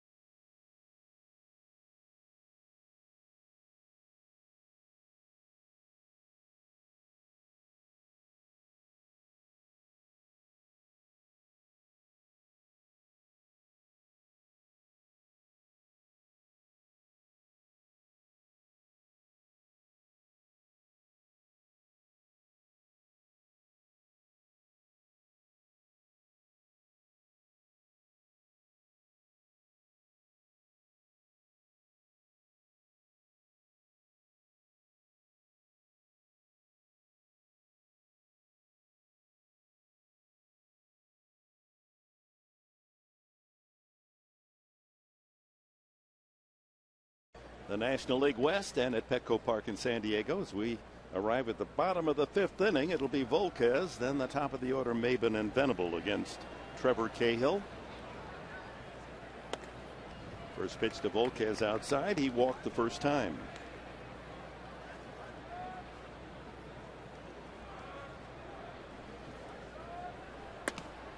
On the outside corner, 1-1. Cahill pitch for the Vista High School Panthers. Chop foul toward third. There he is. That's a great shot. Look at the spike curveball. See his finger? See his right finger on the ball right there? That's one of the 4 pitches that he throws. In there, strike 3. Off the fastball grip there, curveball, you get all 4 seams going. Here's how he holds it. Traditional curveball like this, he spikes it right there. So that's what's coming at you. And that's what we saw in the picture there. Even as a 17, 18-year-old at Vista High School. Cameron Maben has walked and struck out tonight. The Padres have only 1 hit. That was Headley's double going the opposite field to left field. Maben took strike 3 with the bases loaded in the second inning. A golden opportunity when Cahill that walked Bartlett with 2 outs and then walked the pitcher Volquez. Next pitch will be number 81 for Cahill. No one throwing in the Arizona bullpen. Like him to get 5 in. Chop to third. Nice big hop for Roberts, who ranges to his left and throws him out. 2 out here in the Padre fifth. That'll bring up Will Venable. He too has walked and grounded to third base.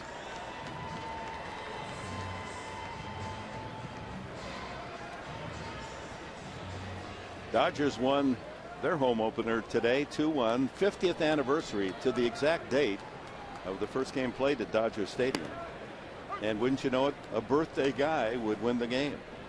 Andre Ethier on his 30th birthday hit a home run in the 8th inning to win it 2-1 over Pittsburgh.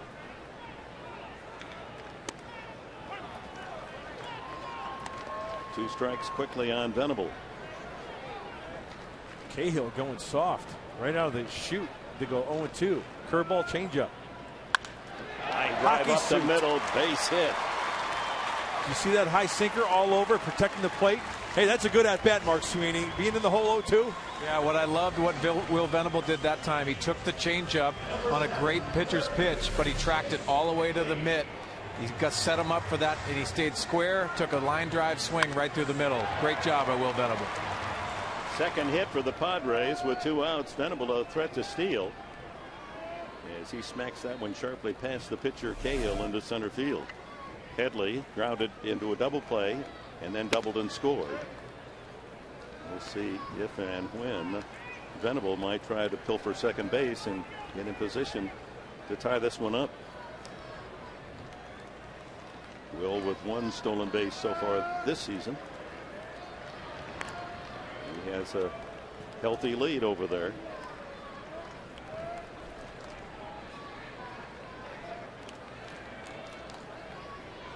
Headley with 2 hits this season, a grand slam homer and a double. He's playing extra bases so far.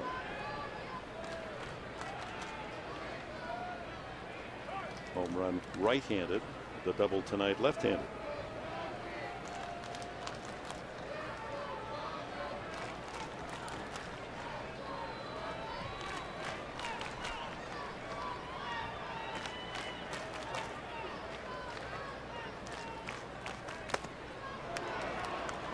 One and one through the fastball through the swing of Headley at 87. Mentioned that the Dodgers won NL West. San Francisco, Colorado did not play today. The opener in Colorado yesterday, and then an off day today, and then they'll resume their series tomorrow. Tigers won again, beat Tampa Bay 5-2, so they're the last unbeaten team in the American League. Texas won their 4-1.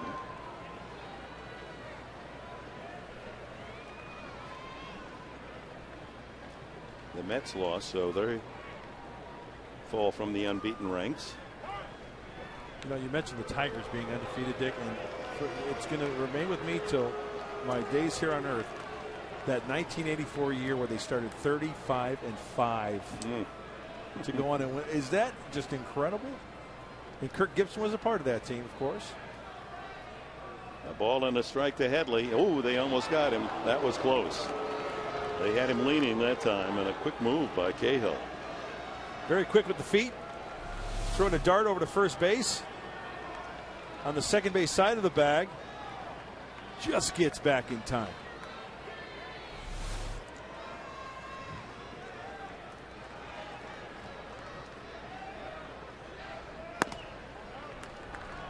Headley works the count to 2-1. So the only unbeaten team in the National League, we're watching him tonight, Arizona 3-0. And the Tigers now 4-0, the only American League team without a loss. Here he goes. Inside and low. The throw by Montero. In time for the out. Boy, that's a good play by Montero. The ball was in the dirt, scooped it, and still fired a strike to second base to nail Venable. That's it for the Padres in the 5th. We've completed 5 at Petco. Montero keeps the Padres out of scoring position with that terrific throw.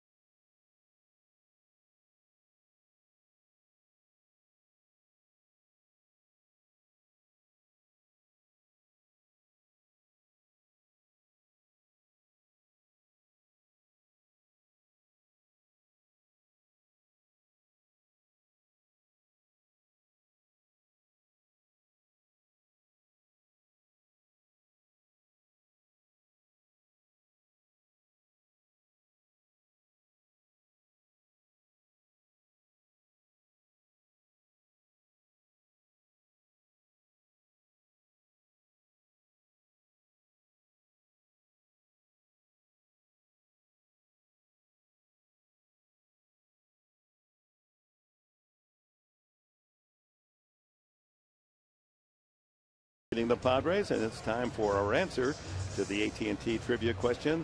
Who's the only Padre to hit grand slam home runs in back-to-back games? Did you get it?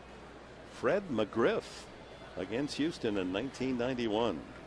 If you got that one right, you are a longtime Padre fan. The crime dog.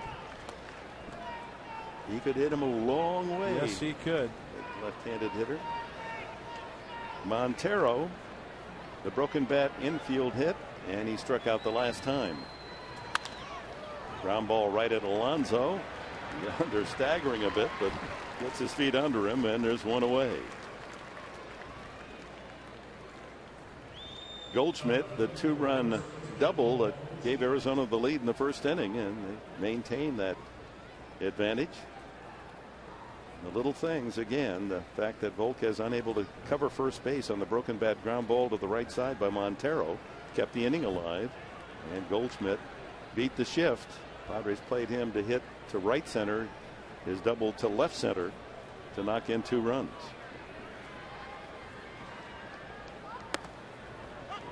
Well, that's a good sign there. 93-mile-an-hour located fastball on pitch number 84.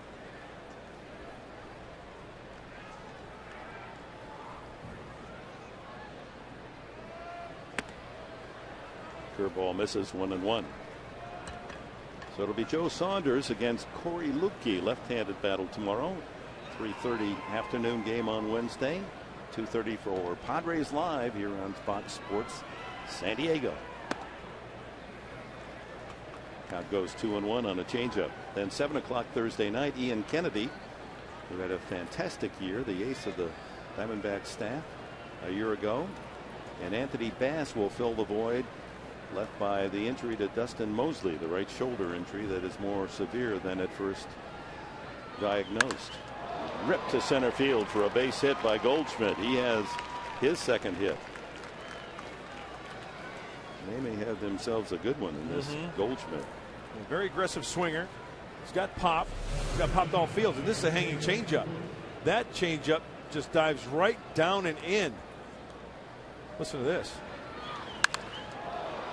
Just 24 years of age, from Texas State University. Hubel grounded to first and struck out.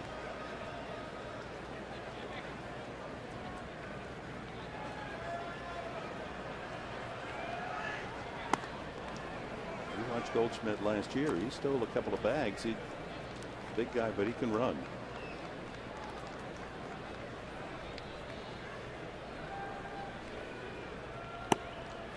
Former Padre Craig Breslow heating up in the Diamondback bullpen.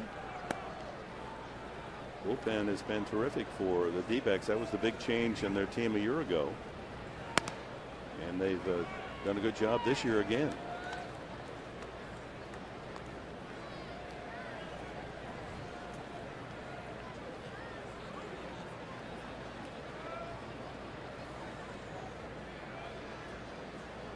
Williams through a series of signs there at third base.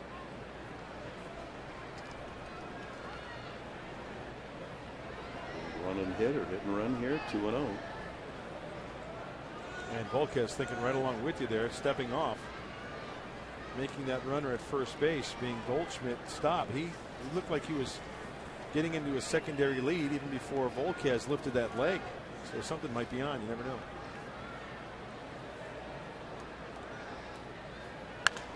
Out of play. Diamondbacks bullpen this year, 10 2/3 innings, giving up only 1 earned run and a 105 opponent's batting average in the 3 games against the Giants. 4 for 38, the bullpen. So they're slamming the door, and that accounts for 3 one-run wins for Kirk Gibson's team against the Giants to open the season.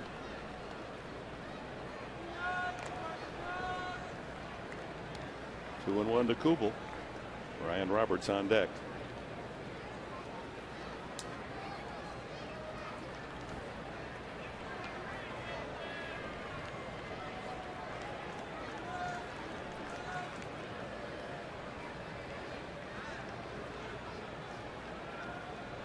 There he goes.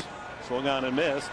Hundley's throw dropped by Bartlett, but he wouldn't have been able to make the tag in time anyway. So we told you that Goldschmidt, surprising speed for a big man. Third steal of the night for Arizona. And I think a good throw would have had him. It was a breaking ball, a curve ball down and away. Nick just airmails it a little bit. And you see Goldschmidt over sliding the bag as well, but no chance of getting the ball to tag him out.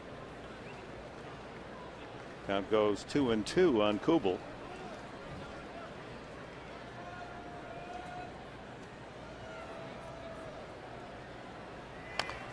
Smothered foul.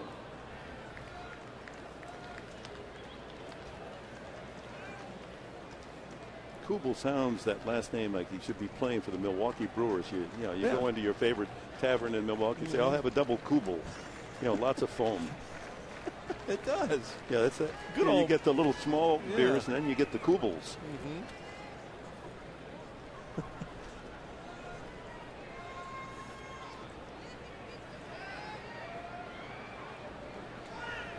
Got him. There's that changeup, and he had him way out in the front. There's the Kubel with a lot of foam. The big head on it. That's a flat Kubel right there.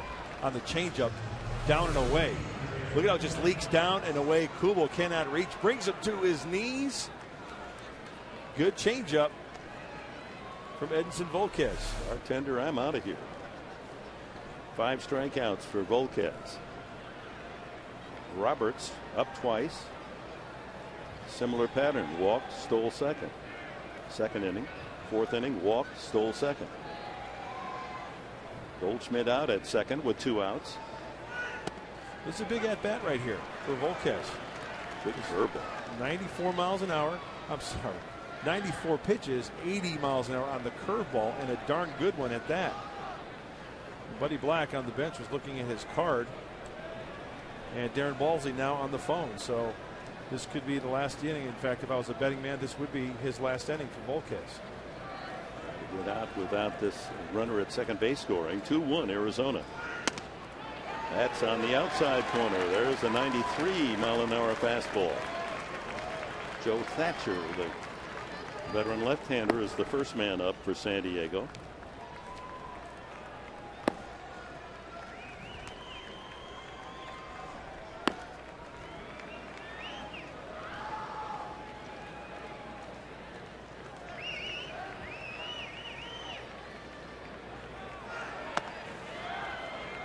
Wastes the curveball outside. 1-2.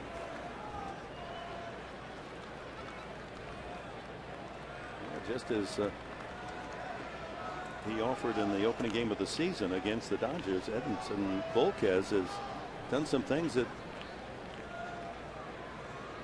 certainly speculate that he's going to have a good season. I mean, he's got good stuff.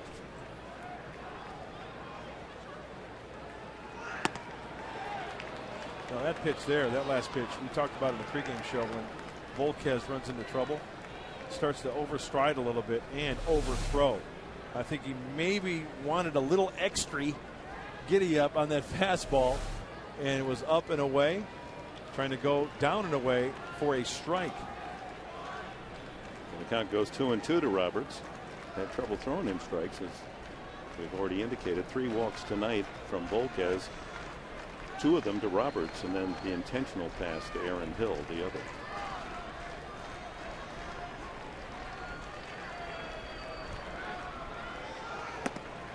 And from 0-2, the count goes full. You might see a breaking ball here with first base open.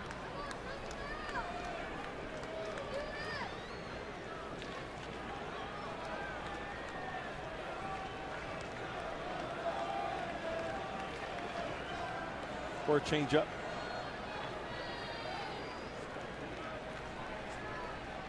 I'm guessing changeup. There it is. You're right. Strike 3. 6 strikeouts for Volquez. Except for one play in the first inning, Volquez might well be walking to the dugout with 6 shutout innings. The failure to cover first base. Crucial. 2-1 Arizona.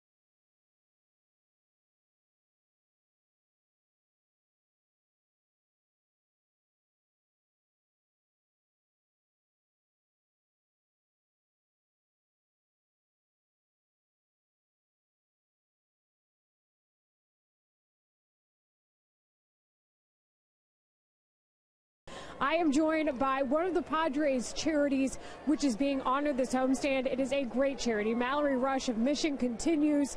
Mission Continues' job is to help veterans find jobs. It's a great organization. Mallory, tell us about what Mission Continues does here in San Diego. So the Mission Continues challenges veterans to serve and lead in communities across America.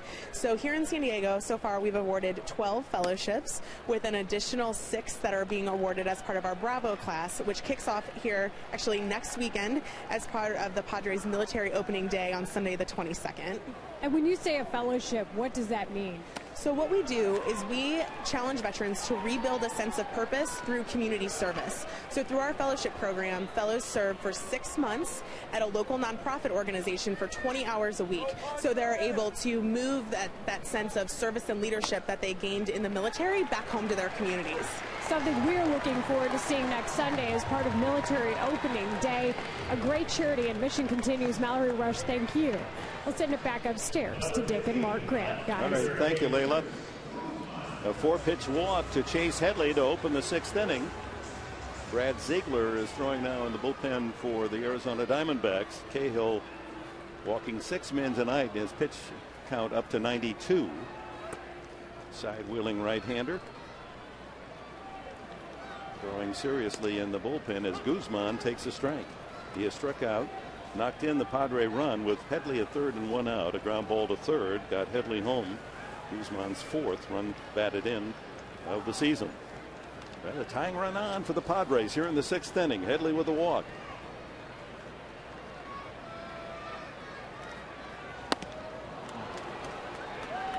Change up. Guzman fooled. Yeah, see, this is where the heart of the order for a ball club has to come through and try to pick up the rest of the team with a runner on base, nobody out, and that number 4 hitter to put a charge into one. It's the 3rd time around for Guzman, so he's had a pretty good look at Trevor Cahill. Big hole on the right side if Guzman goes the other way, and he takes just out of the strike zone, 1-2. Brad Brock begins to throw in the Padre bullpen. Mark Sweeney saying, you know, with that sinker bowler, go the opposite way. There's a huge hole there for him. Ooh, almost threw it away. Cahill with his toss to Goldschmidt.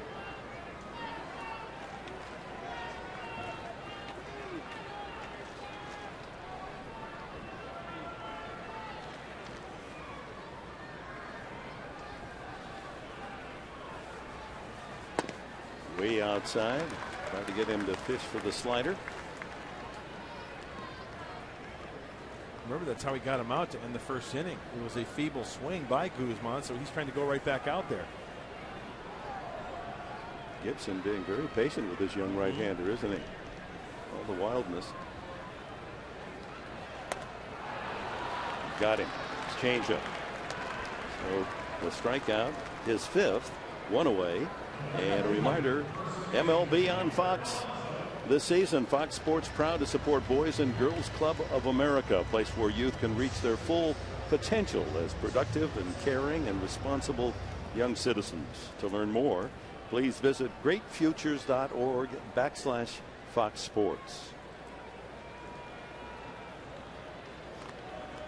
Yonder Alonso up twice, grounded to the first baseman and grounded out to the second baseman. He's due to tag one.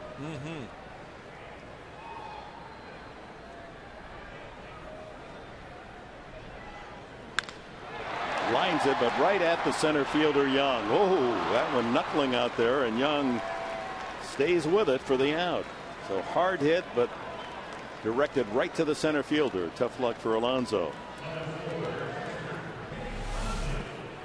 One of the toughest balls for any outfielder, the one hit right at you. He has to move to his right a little bit, but then realizes that's why not only the first step, but when you change direction, you have to come back in. Also, that step very important. Showed a lot of athleticism there. And that could have been nasty. If that gets by him, look out. So 2 gone. Nick Hundley has walked and struck out. Nick still seeking his first hit of the year. Now at 0 for 11.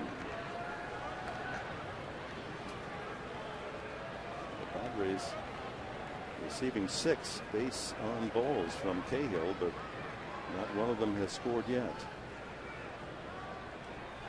99th pitch on its way.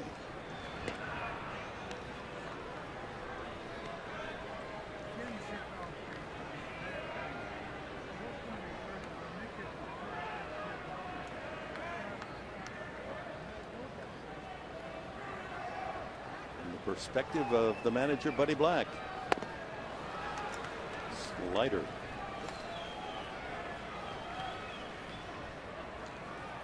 Cahill and Volquez pretty much the same type as pitchers as far as, you know, the two seamers down and in, the curveball down and away, the changeup down and in. Good tilt both sides of the plate. Headley has one steal this year. He's a heady base runner, as we have broadcast so many times. Not great speed, but he knows pitchers. He knows when to take his chances.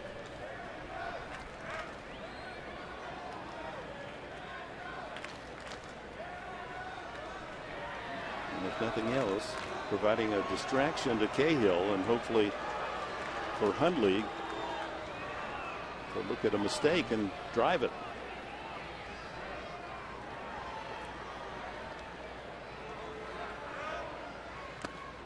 Low and away. Slider, and the count 1-1 on Nick Hundley.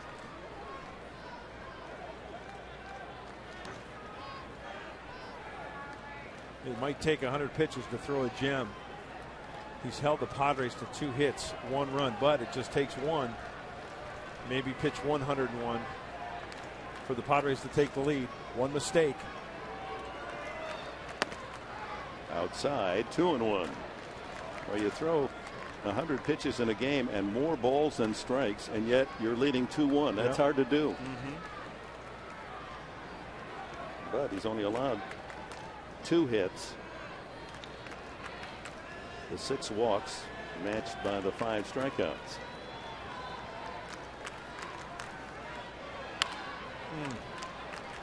He had a hanger, but it was just up and away a little bit too much. That would have been a perfect opportunity for him to shoot that thing to right field. Elevated. Look where this pitch is. Looks like it was a changeup that was left up.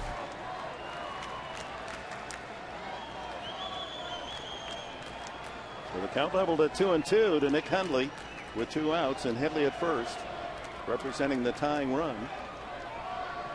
Way outside. Fastball overthrown. So a full count gives the Padres a slight break here, and that Headley will get a jump off and running on the pitch. Long double could score him. 10th time tonight that Cahill has had a 3-ball count. He's only going 0-2 to 2 hitters tonight. Lined right to the second baseman. So a couple balls hit well here. A line out to center by Alonso, and Hundley lines to second. It remains 2-1 after 6.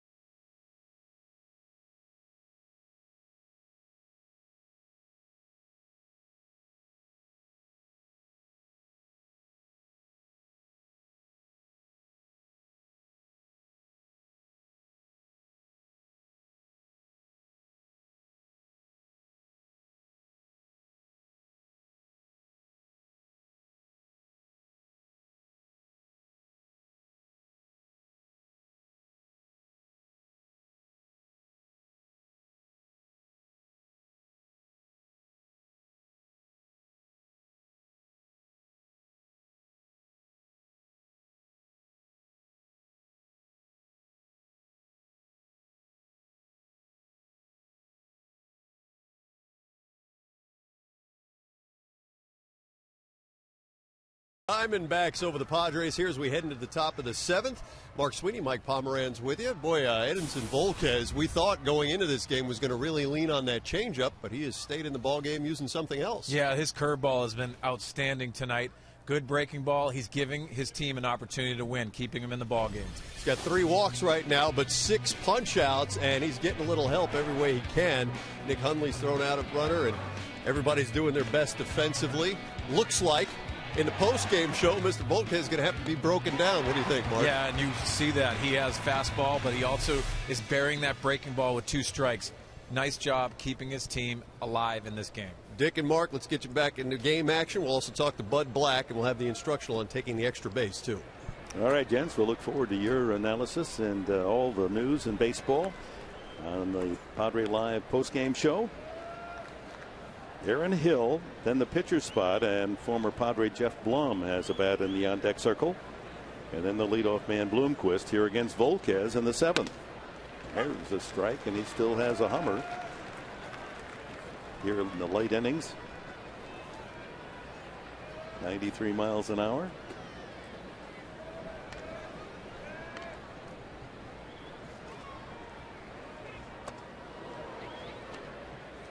Curveball didn't break. 1-1. And sometimes the curveball, as you get late into the ball game, pitch 102, that one was hung up inside a little bit.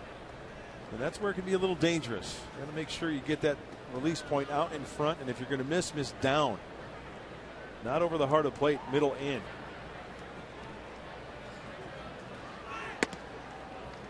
And that misses away. 92 on that fastball, so 3-1 now to Hill. Has a couple of home runs. There's only 2 hits, in fact. He's fouled out and intentionally walked tonight. He barrels the fastball down the middle. 92.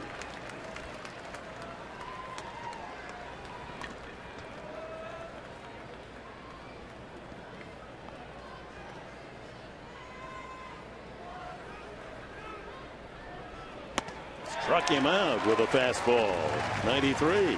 7 strikeouts for Volquez. He struck out the last 3 men he's faced. The last fastball had some serious giddy up to it. Looked like a 4-seam fastball. And no chance. Aaron Hill way behind it. Here's the veteran Blum, now 38 years young. We talked about the veterans on the bench for Kirk Gibson. You got Blanco, the catcher, at 30. Blum's 38. McDonald, the infielder, 37. Overpay, the first baseman, 35. He's gone to the experience to support his starters.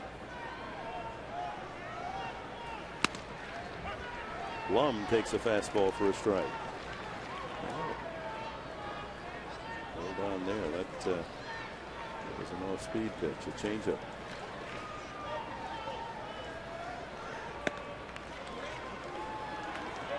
I love the story of Jeff Blum.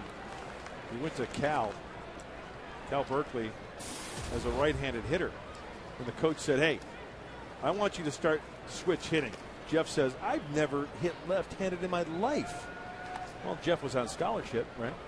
Coach says, guess what, big boy? If you don't switch hit, you lose your scholarship. Guess what Jeff did? Started hitting left-handed. Smart Cal Bear. Yeah. Knows what to do. Had a darn good career at that. 1 ball, 1 strike, the count. I got a piece of neck. He winced on that one. We'll see where it hit him.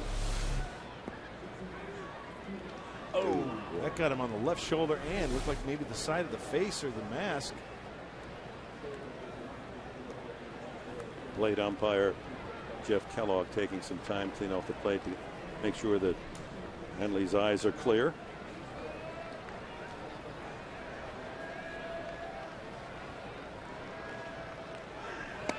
Got him. Another changeup.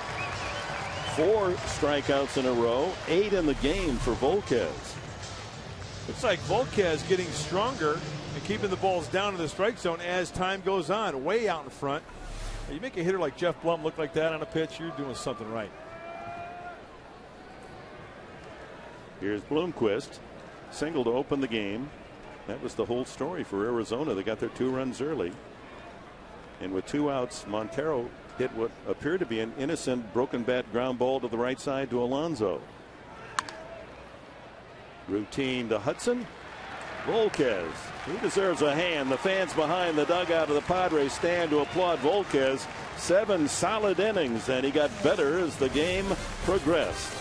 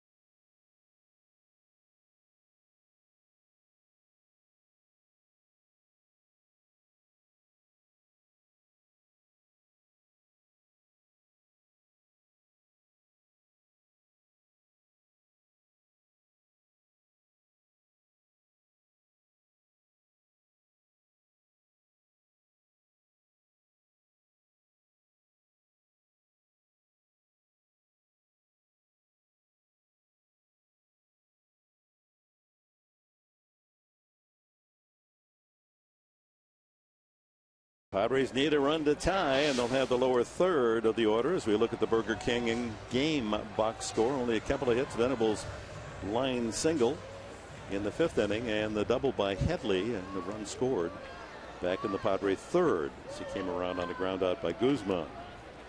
Brad Ziegler, submarining right-hander, comes in to work the bottom of the 7th inning. Orlando Hudson 0 for 2. Now 1 for 13 on the new season. Ziegler's first appearance of the new season. There are his numbers from a year ago, 66 games. Opposing batting average 245. Line to left center field. That's slicing away from Young, and Young over. Can't cut it off. All the way to the 401 sign. Galloping around second is Hudson. He's on his way to third with a triple.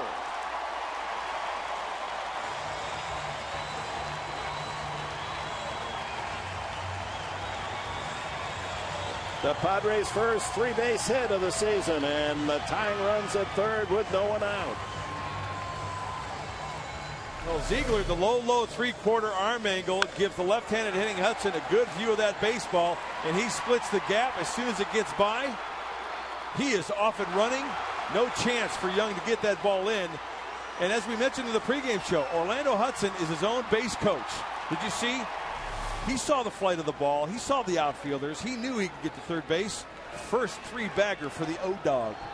And now the situational hitting. Get him home. Infield's in.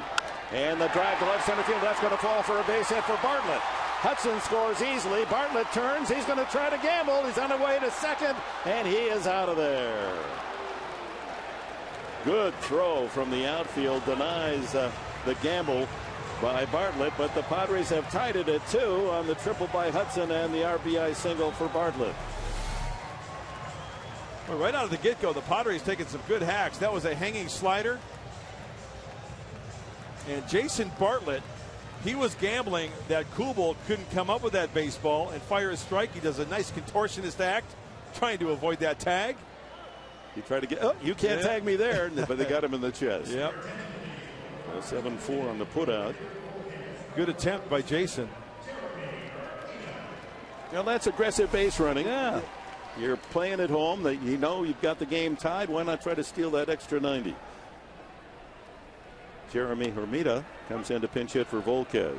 So Volquez can only win a decision tonight as the Padres have drawn even. Hermida's done a good job off the bench. 2 for 4. Fouls this one away.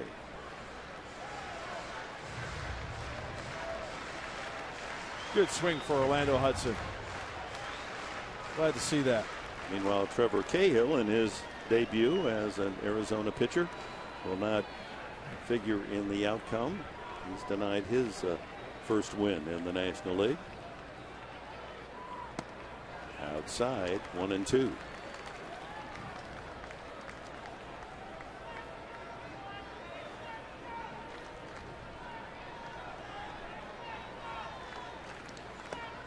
And he misses away again. 2 balls, 2 strikes to Hermida. 1 out now in the bottom of the 7th inning. Hudson's triple and Bartlett's single tying it up. Whoa. Man, he's been way out there 3 in a row.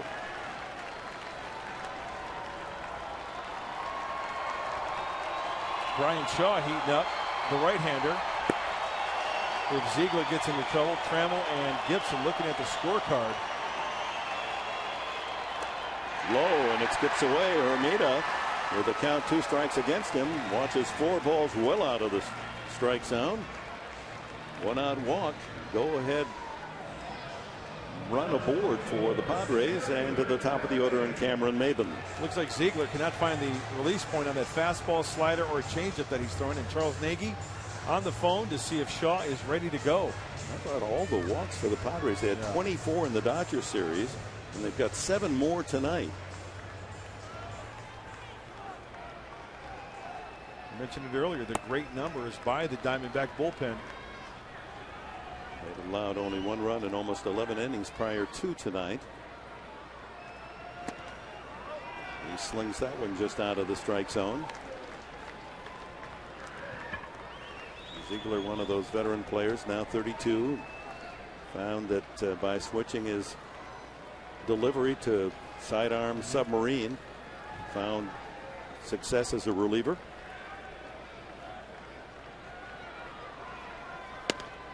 Two and 0. Graduated from Southwest Missouri University. You can see he's really coming down. Sidearm. Tough for a right-hander, coming right at your hip pocket.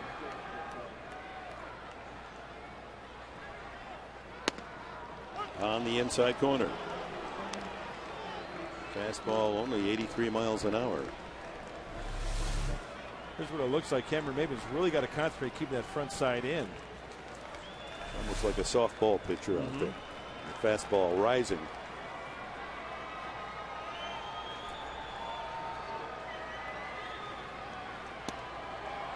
Three and 1. You know, the impressive stat about Ziegler last year with Oakland and Arizona, 57 plus innings, no home runs. So what's that tell you? It tells you that he's working down to the zone. When he misses, he stays down with that slider and that 2-seam fastball. He'll also incorporate that changeup. But his philosophy is, if I'm going to miss, I'm missing down by the shoe tops. That one knee-high fastball at 84. It's 3 and 2.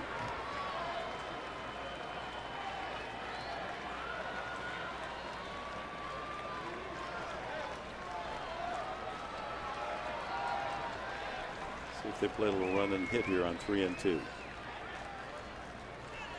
Yes. Struck him out. Montero's throw, however, is into center field, and Hermida will make it to third. Maben strikes out for the 2nd time tonight. But the Padres get the go-ahead score to third with 2 away, and Will Venable the batter. Padres catch a break. Runner going. 2-seamer down and away. Nice pitch by Ziegler, and Montero just airmails it. Gibson out of the dugout on his way to the mound, and he's going to make a pitching change. Montero made a fantastic throw earlier in the game to deny a stolen base. High and away with that one, and he's charged with an error. So with 2 outs and the go-ahead score at third, pitching change. We'll be right back.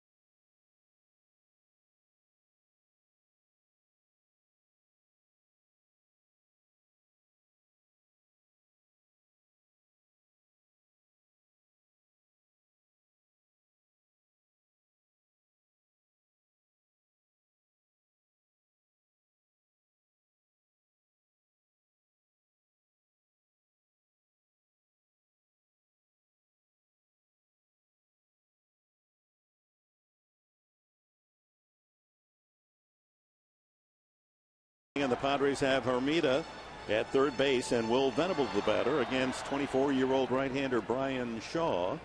Shaw, a product of Cal State Long Beach. 6'1", 210-pounder, came up last year and worked 33 games. Did a good job for the D-backs. And you might be wondering, why not Breslow or Miley against left-handed hitter? Brian Shaw, nasty, hard cutter into the left-handed hitters. That's the first pitch that Venable saw.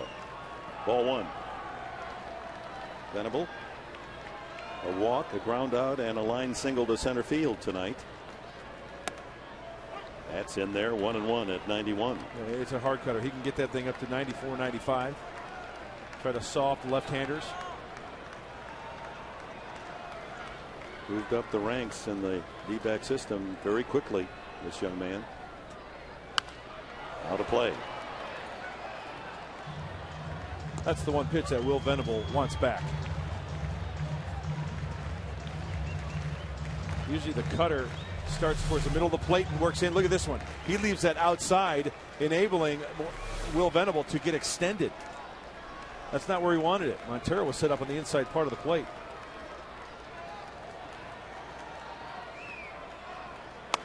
Struck him out. Overpowered him with a 92-mile-an-hour fastball. But the Padres get a run on a triple by Hudson, a single by Bartlett to tie.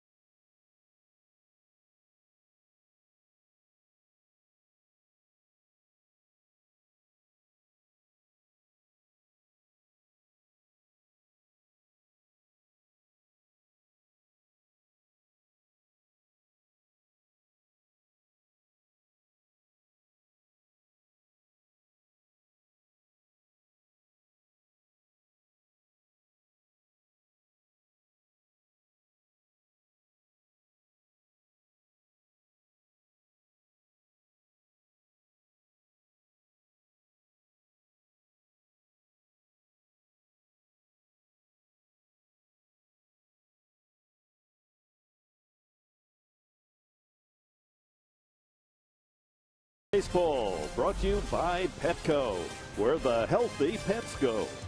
By your San Diego County Lexus dealer. And by Burger King, the proud sponsor of opening week baseball. And we start anew. Top of the eighth inning. D-backs, 2 runs in the first. The Padres chip away, get a run in the third on the double by Headley, and eventually a ground out RBI by Guzman, and then triple by Hudson, and the single by Bartlett against reliever Brad Ziegler ties it up in the bottom of the 7th inning. Crowd of 18,652 on this Tuesday night opener, 3-game series. Joe Thatcher comes in to work the 8th inning. We'll see how much of the 8th inning. I don't see at the moment anyone throwing in the Padre bullpen. Parra, left-handed hitter, then Young, and then another lefty, Montero, scheduled. So Thatcher, the specialist against left-handers, goes to work. Parra, an infield hit, a swinging bunt single, and a couple of groundouts to second tonight. Takes a strike. So important for Joe Thatcher to get strike one, like any pitcher, but when Joe gets ahead, especially against the lefty, he can just expand the zone. He's got that frisbee breaking ball that he can throw off the plate for strike 2. Fastball 0-2. That's nasty. Low 3/4 arm angle, throws across his body. Great deception from Joe Thatcher. Outside target. Struck him out. 3 fastballs. Uno, dos, adios. You love to say that, don't you? Keeping the ball away. That one's elevated. Tough pitch to get the top hand on. Here's the deception. Leg kick, show him the name and number. Throw across your body. Come low 3/4. That's a long stride from Joe Thatcher. Well, he's got his man, Parra, so he was designed to throw to just one. A pitching change being made by Buddy Black.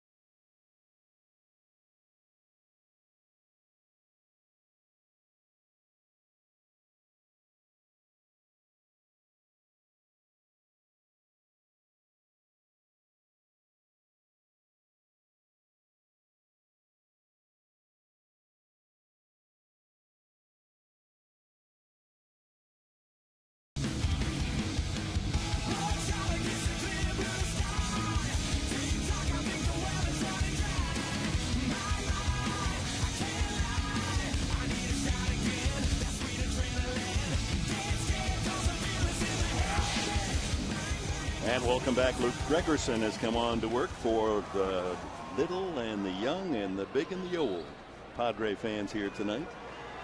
One out as Thatcher got his man Parra to strike out on 3 pitches. Here's Chris Young, a couple of pop-ups and a ground ball to short for the lanky center fielder of the D-backs. Home run power with Montero, the catcher, on deck.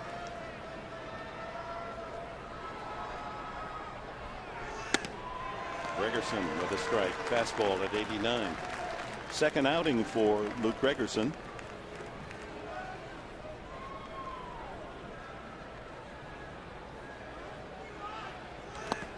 One and one. Well, tomorrow the matchups, veteran Joe Saunders for Arizona. He gave them a lot of innings last year, well over 200 innings for the former ace of the Angels staff. And Corey Lupke will try to recover from a rough opening outing as he goes in the 3:30 start. 2:30 for Padres Live here on Fox Sports San Diego. There it goes, but not far enough, thank goodness. Guzman is there. He just missed. He just did get that out on the end of the bat.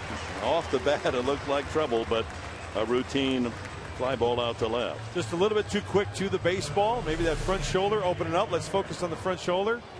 And as you mentioned, Dick, off the end of the bat.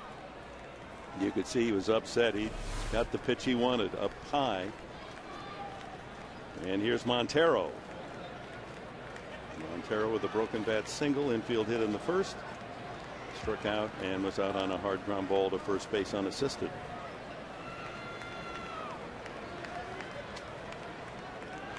Justin Upton wishing that he was probably in this ball game to make a difference. With the bad thumb, he's got the hoodie working, staying warm in the dugout for the Diamondbacks. He can only sit and watch.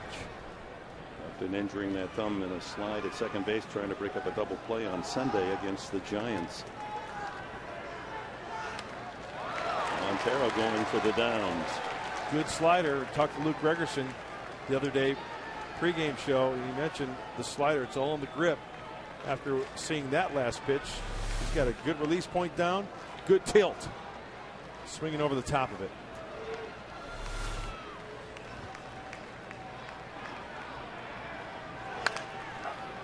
Sharply hit, but right to Alonso at first, and that'll do it for the D-backs in the 8th inning. Thatcher and Gregerson get the D-backs to go 1-2-3. It's still tied at 2.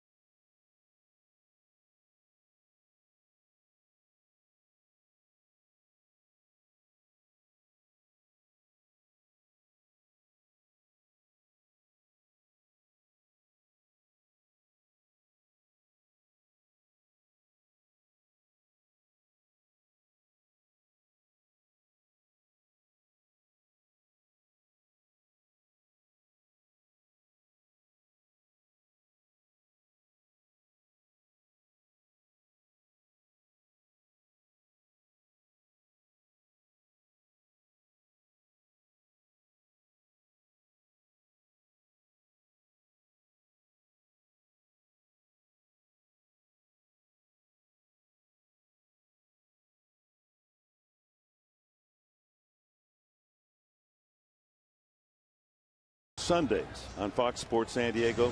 Join Tom Brokaw for Boys in the Hall, the personal stories of some of baseball's greatest legends. This week, Frank Robinson, Boys in the Hall, Sundays, presented by Subway Restaurants, where winners eat. Frank Robinson, one of those 4 players in baseball history to win the Most Valuable Player honor and Manager of the Year laurels. Kirk Gibson and Don Baylor down in the Arizona dugout. 2 of the others. And Joe Torre the 4th. Well, Brian Shaw, impressive the way he blew down Will Venable with a go-ahead score at third base. Struck him out. Venable to close out the 7th. Headley leads off the 8th. And takes a strike. He starts him with a slow curveball.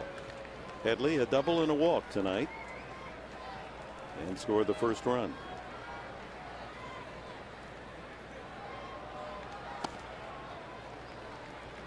He used the fastball against Venable. A couple of breaking pitches to Headley. Guzman and then Alonso here in the 8th. Broken bat ground ball at the first baseman Goldschmidt, who will do the business himself. And there's one out. We talked about Shaw being nasty against lefties because of the cutter. Ladies and gentlemen, you just saw the perfect pitch into a lefty. Cutter, snap. Kindling. Getting down by the label of Chase Headley. That's why you saw Shaw come in here to face Venable. And now Headley. Houston Street getting ready in the bullpen for the Padres. Guzman 0 for 3 tonight. Did knock in a run with the ground out, getting Headley home from third, back in the 3rd. He struck out the other 2 times. Needs a base hit to extend his string of a base hit in each of the games of this new season. 2-0 with Yonder Alonso on deck.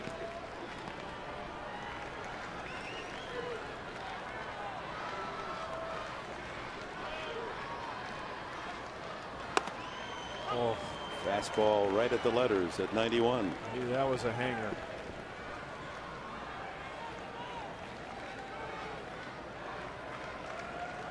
Alonso's hit the ball hard tonight. Nothing to show for it. He's on deck.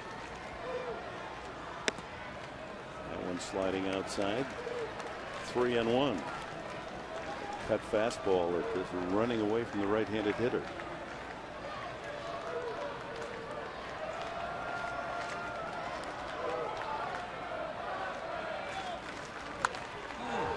a play. Juicy. Yeah. Full count now to Guzman. He's had 2 pitches to where he could have really crushed. And fortunately for Shaw, they're going home as souvenirs. Foul balls. Struck him out. Boy, it seems that he's got more than 92 on that fastball, that cutter with plenty of movement. So he struck out 2 of the 3 men that he has faced. It's just overpowering. I mean, he's way behind that cut fastball. Brings up Alonso. A couple of ground outs and a line drive to center. Ninth inning, it'll be Goldschmidt, Kubel, and Roberts for Arizona. Ground ball, and way off the line was Roberts. So another ball hit well by Alonso for an out. 3 out of the 4 at bats. He's made good contact. 0 for 4.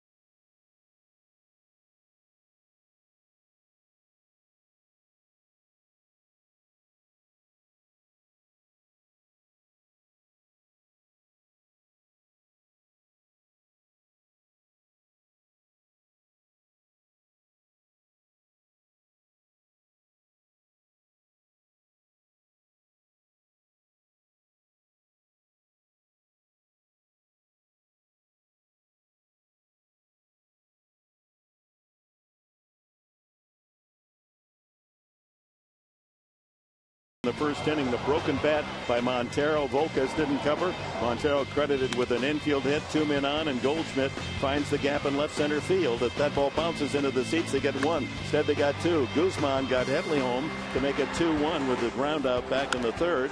And then the triple by Hudson and a single by Bartlett tied it at 2. Bartlett tried to stretch it into a double, but was thrown out by Kubel in left field. And that's where we stand, top of the 9th inning. Montero grounded out to close out the 8th inning. So it's Goldschmidt, Kubel, and Roberts against Houston Street. A veteran reliever acquired from the Colorado Rockies. He'll be going back to Denver. He said, I got some friends there, but they're the enemies now. No love lost. As he will be working the 9th inning here. Then it's the Dodgers for 3 after the 3 with Arizona, and then on to Colorado for 3. So a tie score, top of the 9th. So the save is out the door. Trying to shut it down in the top of the 9th, and hopefully the offense can get a W for Houston Street.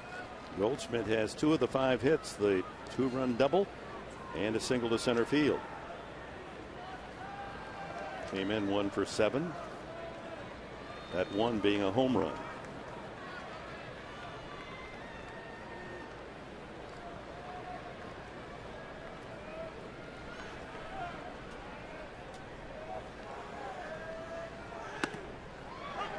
First pitch fastball, 89 strike.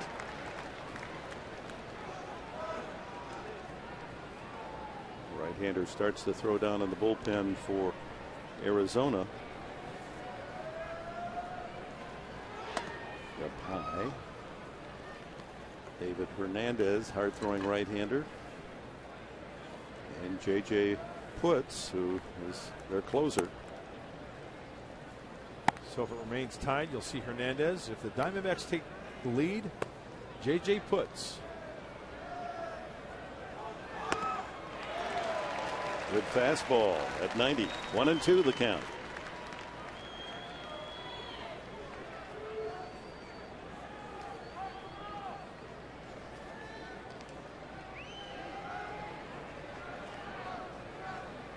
Street only 28 years of age.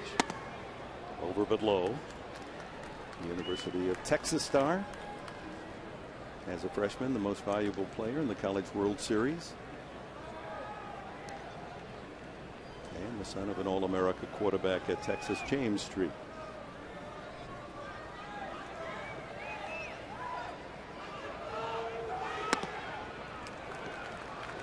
Full count.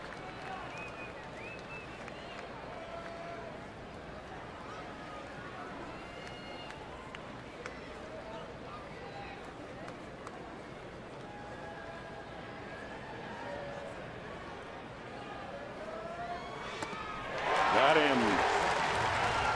90-mile-an-hour fastball for a strike 3. Well, Houston Street knew he was following some big footsteps, and Heath Bell, he makes this comment about replacing him as the Padre closer. Heath, he had it as tough as anybody. Coming in right after Trevor, a community that's seen the best of all time, or one of the best of all time. And what did he do? He just got the job done, and that's how you earn it. You earn it in this game, and that's the reason I feel like I'm still here, because I've been earning it, and that's the reason I'll continue to be here, because I'm going to continue to earn it.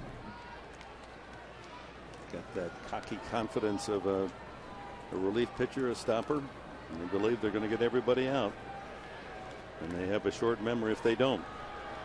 Kubel has struck out twice tonight. He's ahead on the count, 2-0.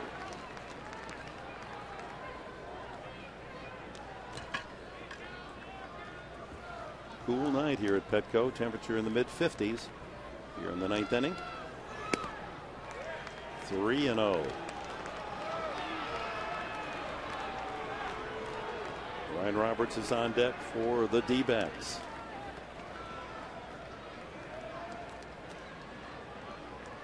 Kirk Gibson will green light hitters 3-0.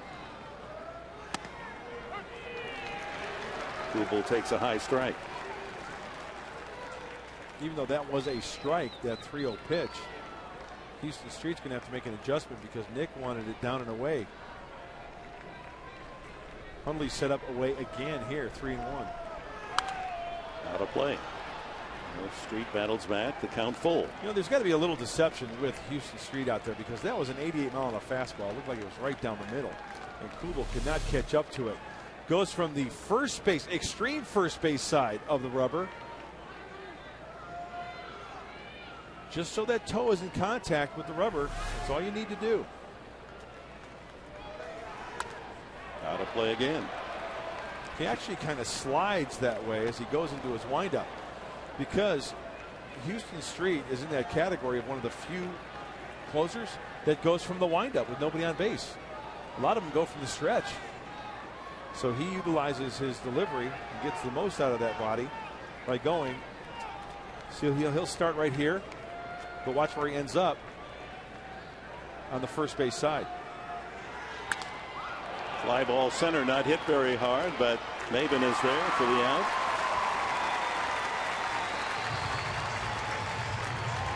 Two gone, and Ryan Roberts the batter.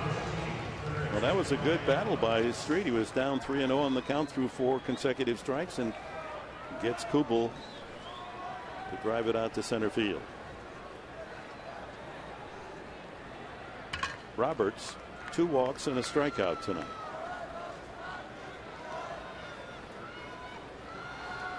Bottom of the 9th inning. Looking ahead, the Padres will have Hundley, Hudson, and Bartlett. There's the slider.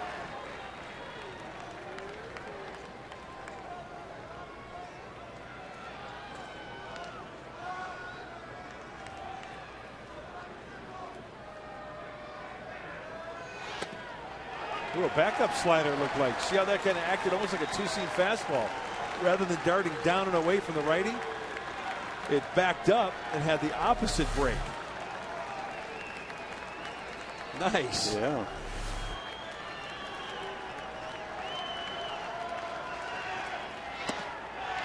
And the two-seamer tried to bring that one outside in. 1-2 the count. That Padre fan playing umpire, he was ringing him up. Everybody's an umpire, right? We are. 1-2. Slider. Pounded to third. Tough play for Headley. Bare hand and throw. Gets him. Well done by Chase Headley.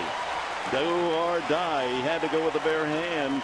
Catch and throw. And Street works a perfect 1-2-3 ninth inning. Here come the Padres. Hundley, Hudson, and Bartlett tied at 2 in the bottom of the ninth.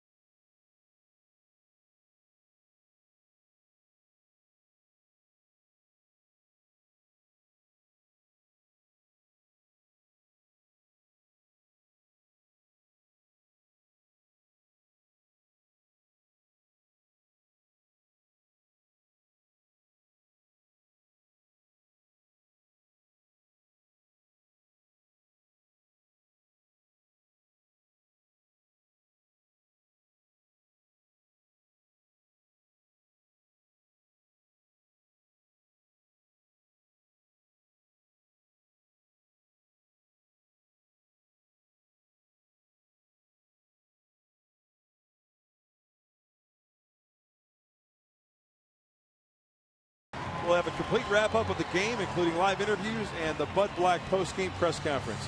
Padres Live, brought to you by Cox, after the game on Fox Sports San Diego. Fourth pitcher used by the D-backs tonight is David Hernandez, a 26-year-old flamethrower. He's a strikeout pitcher from Sacramento, California, acquired from Baltimore in the Mark Reynolds trade a year ago. Hundley takes ball, strike one, breaking ball. Hernandez, a starter earlier in his professional career and converted to the bullpen. He's done very well there. And he'll get it up in the high 90s. That a curveball, 1-1. Yes, he will. That fastball will hump up there about 97. Curveball and a changeup as well.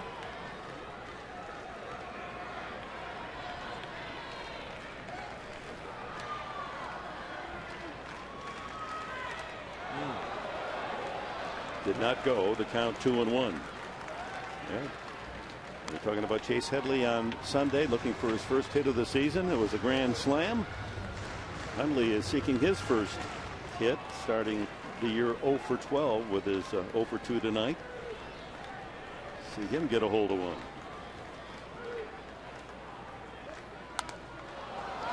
Just missed. 2-2. Hernandez last year in his first year in Arizona was 5-3 with a 3.38 ERA. Had 11 saves.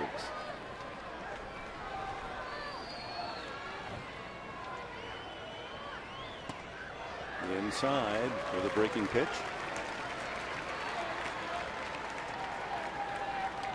Full count to Hundley.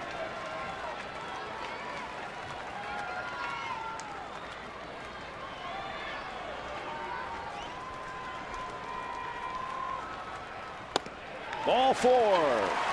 Leadoff man is on. Yet another walk to the Padres. Their 8th of the night. First, of course, from Hernandez. And here's Hudson, and figure the bunt play will be on. Gibson has already motioned for third baseman Roberts come in, play for the sacrifice.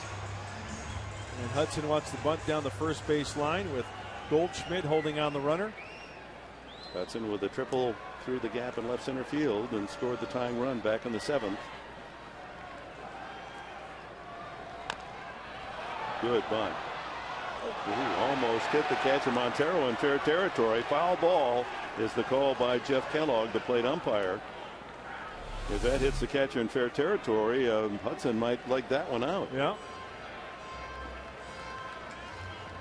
Yeah, it was in foul territory. That's why when the ball's going down the first baseline or third baseline, if you're an infielder or catcher, as soon as it goes foul, you kick that thing, you swipe it foul. Doesn't give the ball a chance to go back to fair territory. Takes it high, 1-1. 95 from that fastball. Winning run aboard here with no one out in the 9th inning.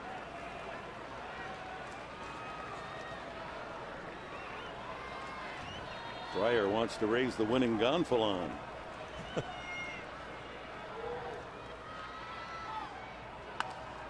Bunted in the air, and that'll be an out.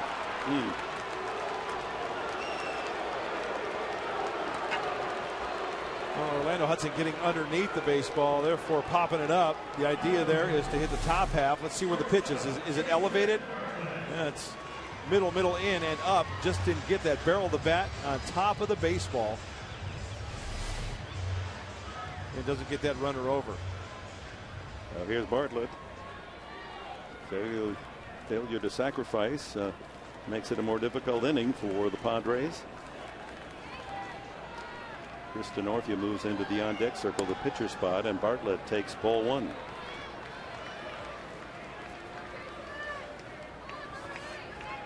Micah Owings, a former D-bat, is 8-0 with Arizona last year, is getting loose in the Padre bullpen.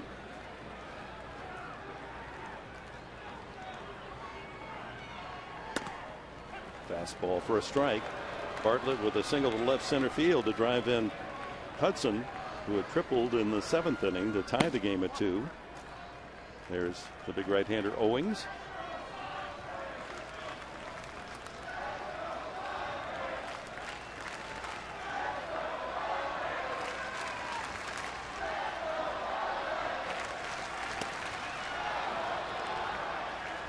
Strike 2, 1-2.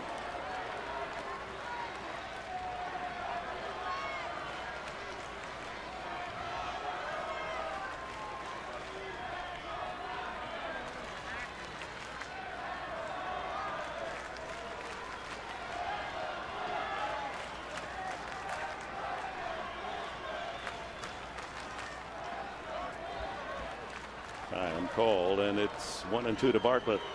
Denorfia on deck would be next. Padres would like to avoid extra innings. They have not fared well in bonus panels. Outside 2-2. They won only 4 of 16 extra inning games last year, and they lost their first of this season to the Dodgers.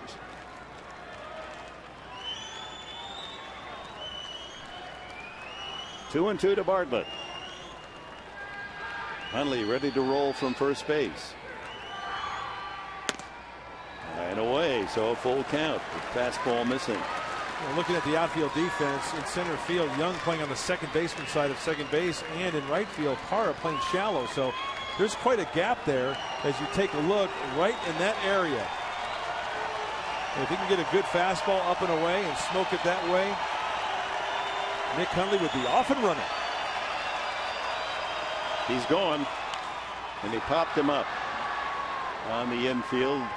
Shortstop Bloomquist calls and takes care of the second out here in the ninth. And here's Denorfia.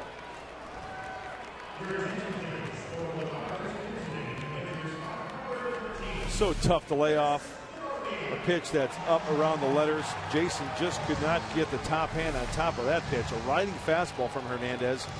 up and in. And he missed with location. He wanted it down and away, and it works to his advantage.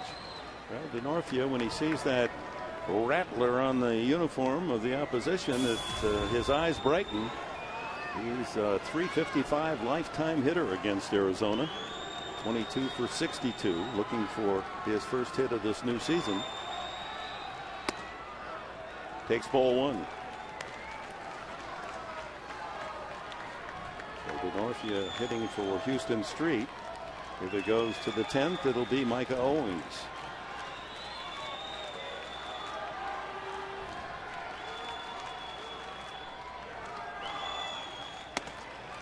Breaking ball too high.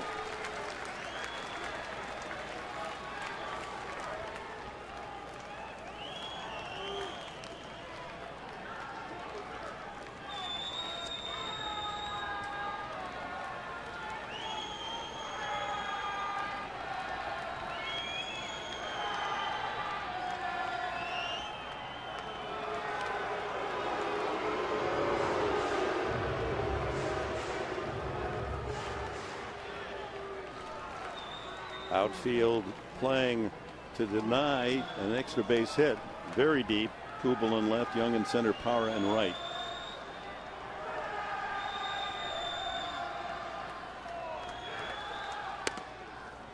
At the knees, 2-1.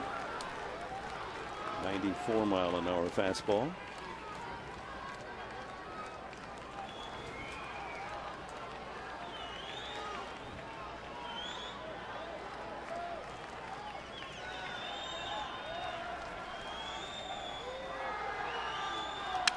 Broken bat, base hit to center field. The barrel of the bat going all the way to the third base. Hundley will go to third on a single by DeNorfia. Even though the bat shattered, he got plenty behind it, and he continues to hit Arizona pitching for the winning run 90 feet away thanks to DeNorfia's pinch single. It's up to Cameron Maben. And that bat will die happy as Nick Hundley goes from first to third. We talked about it in the pregame show during our instruction. Nick Hundley knows that the outfield is playing deep. He doesn't even break stride, kind of a little stutter step around second base, but knowing that he can take 90 feet, hey, a wild pitch, base hit, he scores easily. Been a rough night for Cameron Maben after he walked to start the first inning. He has struck out, grounded to third, and struck out.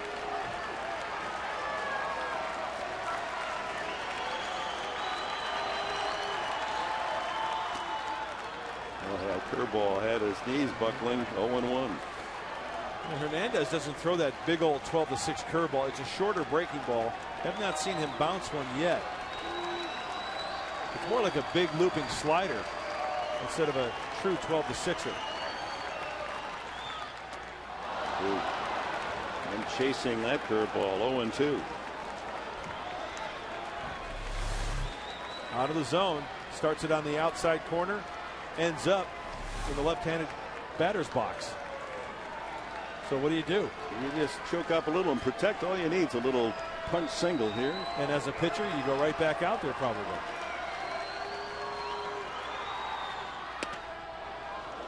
Strike three. He's caught looking again. He was caught looking with the bases loaded in the second. And he struck out with a man on in the seventh. And down he goes again here in the ninth. We go extra innings.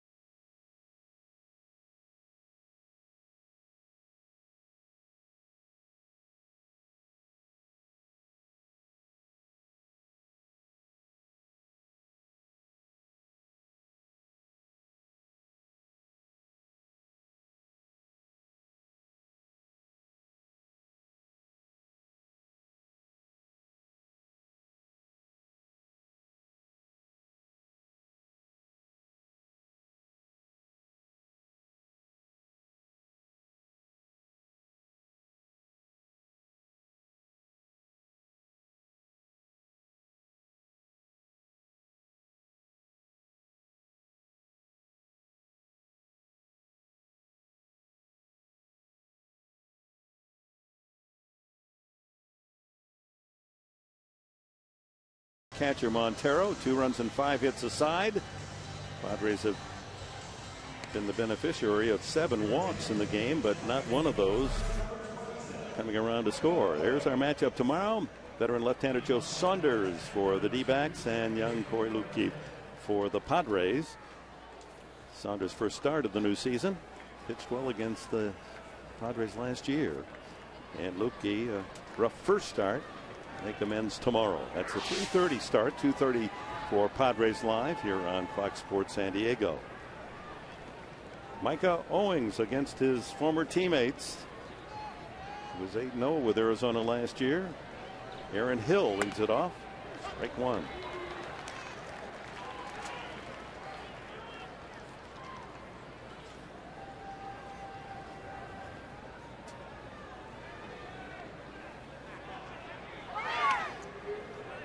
Owings gave Buddy Black and the Padres 3 1/3 innings of shutout pitching against the Dodgers in game 2 of the series. Walked 1 and struck out a couple. That was the Chad Billingsley 6-0 shutout game. On the outside corner, 1-2. And we all know that there's going to be innings, or games I should say, where you're going to need a reliever like Micah Owings to chew up 3, maybe 4 innings. And he did an outstanding job. Old reliable out of the bullpen. Pops up. Aaron Hill, center of the diamond. Shortstop Bartlett out on the grass. Layla Rahimi, come on in. What do you know about Micah Owings? Mike Owings had, and you mentioned this earlier, Dick, just a great season with the Diamondbacks last year. 8-0, 5-0 in relief for them, 3-0 as a starter. And I talked to Owings before the game about his success with the Diamondbacks and what he learned with that team, a team that in recent years has had great history with their bullpen, and he is going to a team that has a tremendous bullpen history. And he said the biggest thing he learned with Arizona was the importance of playing your role and knowing your role on the team and in the bullpen and how that can affect your mental approach in a game. And you saw him have great success with that last year. It's something he hopes to bring to the Padres this year. All right, thanks, Layla. And he faces a tough out here, Lyle Overbay. And Overbay hits this one, a slice drive to deep left center. Over is Guzman to make the catch at the edge of the warning track. Overbay, who's 3 for 4 with a double and a home run prior to that at bat. Well, that's a good, heavy, cold air of Petco Park at 10 after 10 in the evening. Giving him left center field. Lifted all the way into the pocket. 2 out to Willie Bloomquist, who is 0 for 3 since his single to start the game, and he scored along with Montero on the double by Paul Goldschmidt. Off starter Edinson Volquez, and then Volquez from that point on went 7 innings. Check it, 6 innings of 2-hit ball.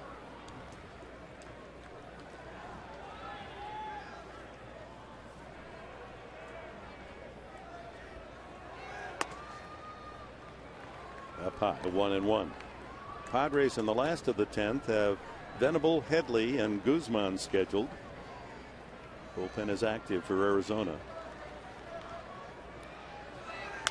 Ground ball sharply at Bartlett. He looks it into his glove and fires a strike as Bloomquist hustling up the line out by a half step. Venable, Headley, Guzman, bottom of the 10th, 2-2 tie.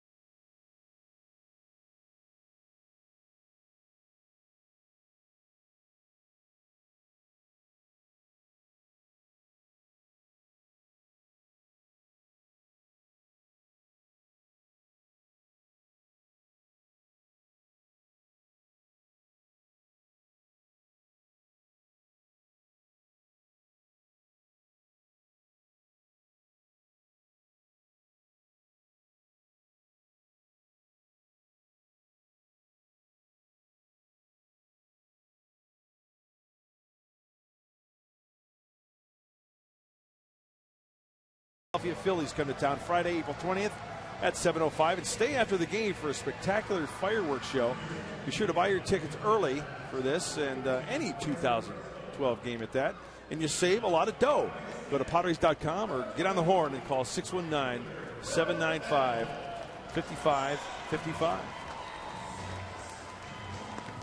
The faithful are still on their toes, hoping the Padres can pull this one out in extra innings as Craig Breslow makes his second appearance of this 2012 season. Worked an inning against the Giants, no hits but allowed a walk. 67 games a year ago, that batting average a bit high, 296 for a reliever. Craig was a Padre in 2005. He's got his rally cap on, wearing the Padre jersey, hoping for a run. Venable squares and takes ball one.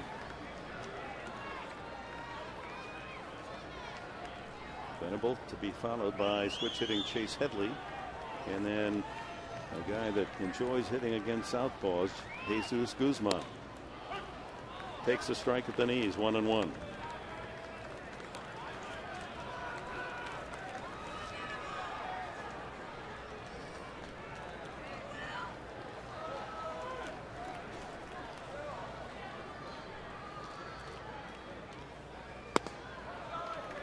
Breslow, you don't want to take a test in science with Breslow.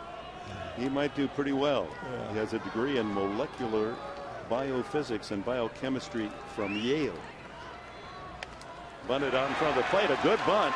Montero's throw just in time. Oh, he had to scamper out there and was fast enough to get to the ball and fire a strike and nail Venable on a close play. Boy, that was close. Great hustle by Will Venable. And I don't think he could have placed this any better because it splits Breslow and Montero. Yeah, they got him.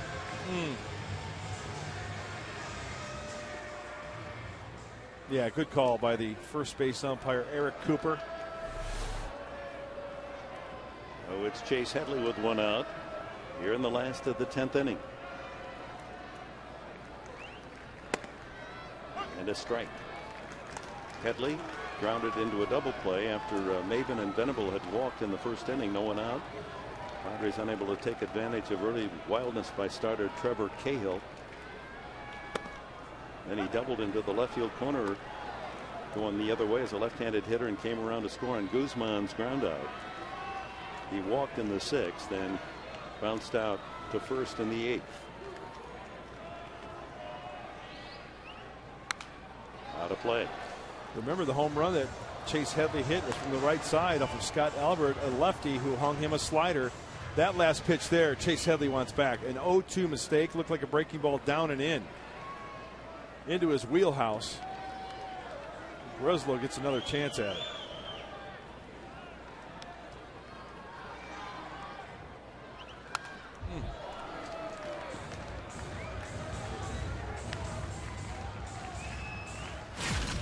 Let's go back to Sunday. 8th inning. Got one he liked with the bases full of Padres and delivered the grand slam. His first hit of the season.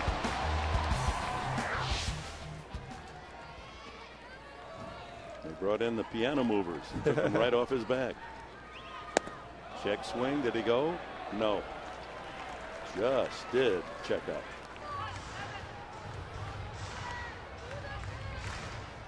Guzman waits his turn.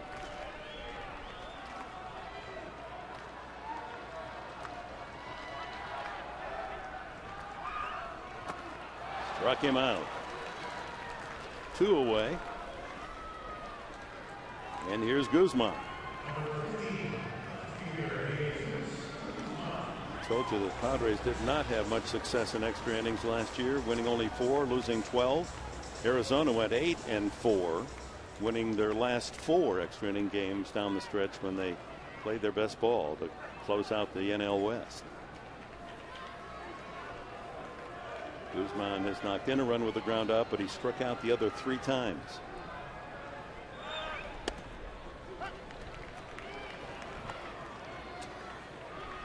.333 career hitter at Petco. One of the best averages of any major leaguer against left-handed pitching last year. High in the 350s. Pops this one up. Goldschmidt, the first baseman. And the Padres go quietly in the 10th. On to the 11th. Knotted at 2.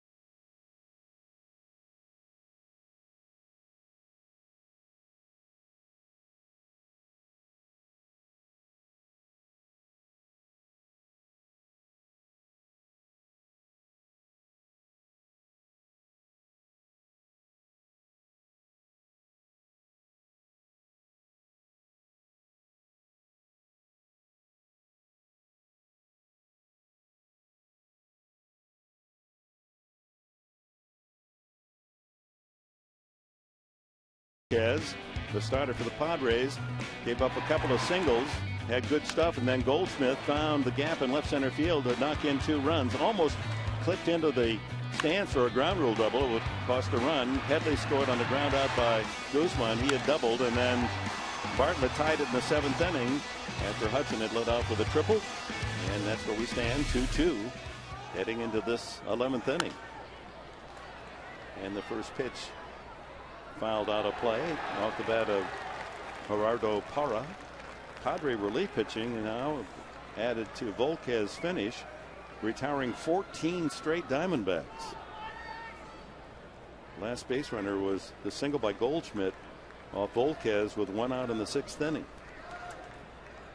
Parra 1 for 4 tonight, infield hit, and he gets hit by Owens. Oh my. So hit by a pitch, the leadoff man on here in the 11th inning. Just clipped his back of his uniform. I don't know about that, huh? Too close to call. That first angle. Yeah, I got it. That angle, you could see the uniform kind of there. Yep. The umpire goes by the sound, and that's exactly, didn't get any flesh, but just enough of the uniform. He takes one for the team, and he's on to break that string of 14 straight outs. Chris Young 0 for 4 tonight. Just missed the last time up as he drove the ball to left fielder Guzman off the end of his bat.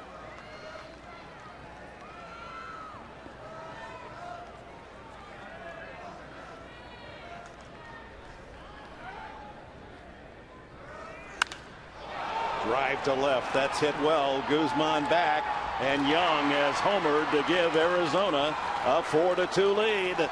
Young circles the bases, his 2nd of the season.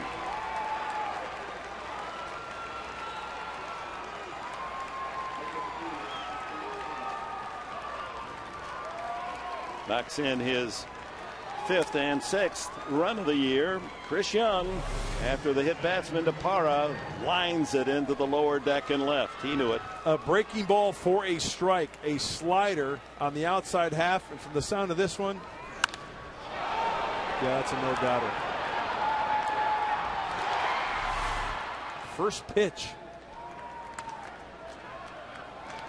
Brings up Montero. The catcher is 1 for 4 tonight. Scored in the 1st inning, so the Diamondbacks get 2 in the first on a couple of singles and the 2-run double by Goldschmidt, and now a hit batsman and Young's second home run of the year in Arizona, threatening to make it a 4-0 start for the first time in their history. And Montero finds the gap between Hudson and the bag at second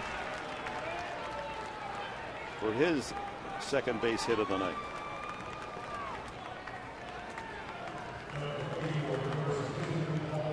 Chris Young grabbing some air after circling the bases with his line drive homer to give the D-backs a 4-2 lead. Goldschmidt, who knocked in the other 2 with his double. He also has a single, 2 for 4 tonight.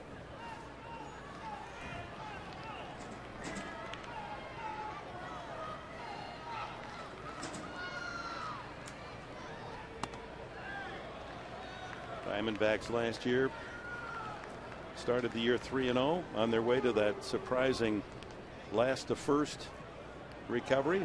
Puts now their closer getting loose in the bullpen. Padres have Alonso, Hundley, and Hudson scheduled in the last of the 11th. And the last thing you want is to have the wheels come off here in the 11th inning. Keep them at 2, keep it 4-2. At least you get a chance for a bloop and a blast in the bottom half. That's a strike. 1-1.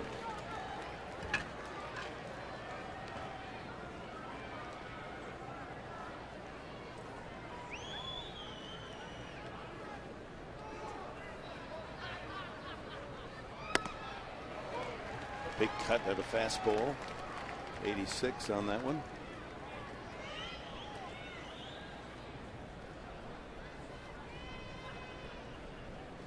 One and 2 to Paul Goldschmidt.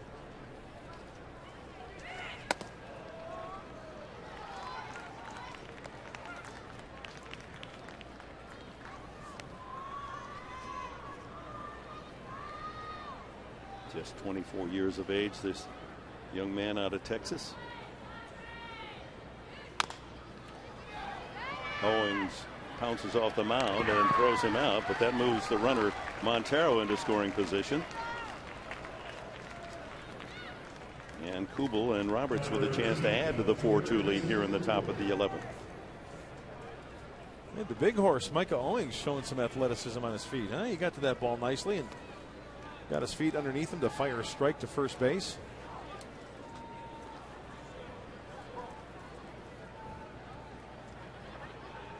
Kubel 0 for 4 tonight and 1 for 11 as a D-back.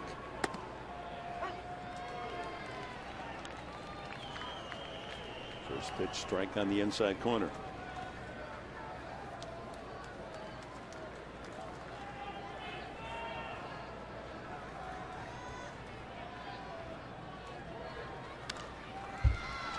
And this Kitchen on that pitch. Yeah, and that's a cut fastball.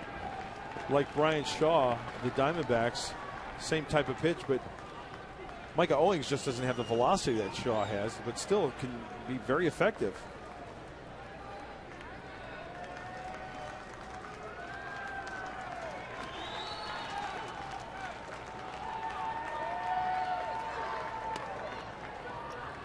The ball, 2 strikes to Kubel.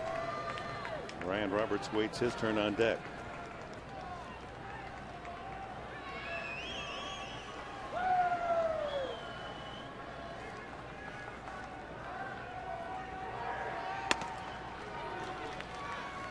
Kind of dropping the elbow a little bit. Owings working underneath that baseball, therefore pushing it up and out of the strike zone. Elbow up, better chance of working downhill.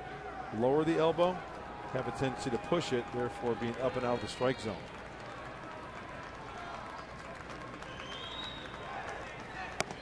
Got him swinging for the second out. First strikeout for Owings.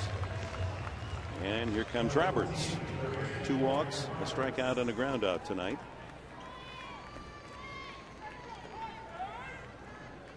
Montero still out at second base.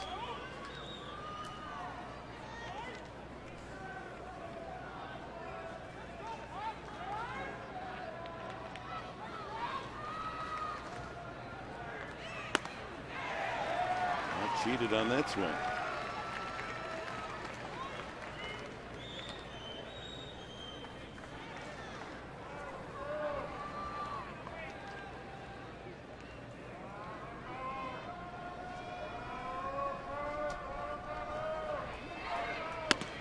Good pitch. So Owings jumps in front, 2 strikes on Roberts. Trying to close out this top of the 11th, but damage done as Chris Young, following a hit batsman with a line drive home run, left field bleachers. Young's the current star for Arizona, 4-2 lead.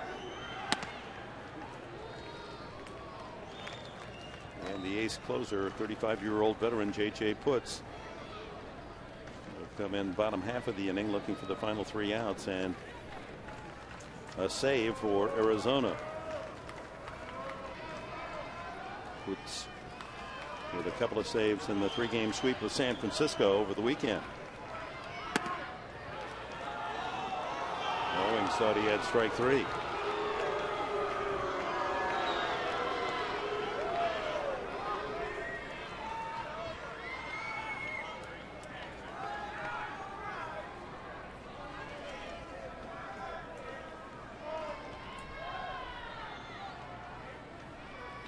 Two pitch.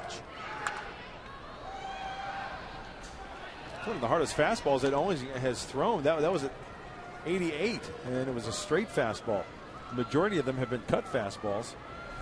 85, 86, and this one's straightened out a little bit. It looks like just a little bit, and Roberts cannot catch up to it.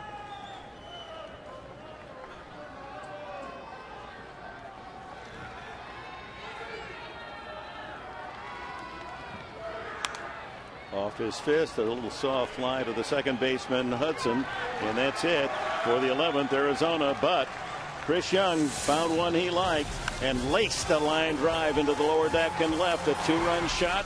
It's 4-2 Arizona.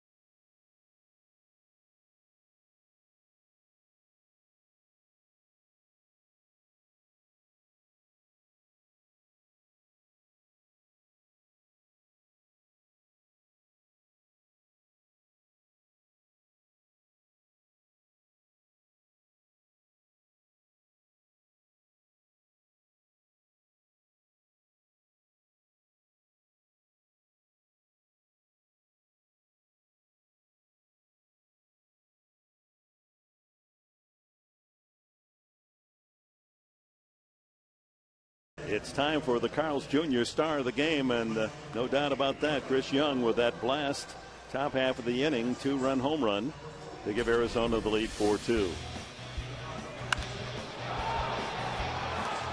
First pitch swinging at the hanging slider, and there was no doubt about that one. And further bad news for the Padres. Justin Upton, who has just torn San Diego pitching apart in the last couple of years, out with a thumb injury, but obviously it's not serious because he's gone into the game defensively in right field, with Parra moving from right to left, replacing Kubel. And J.J. Putz, former University of Michigan Wolverine, on the mound, looking for his 3rd save in the first 4 games of the year. Alonso has hit the ball hard 3 times tonight, nothing to show for it. 0 for 4. Last season, a 195 average Putz allowed. That's a strike. 1-1.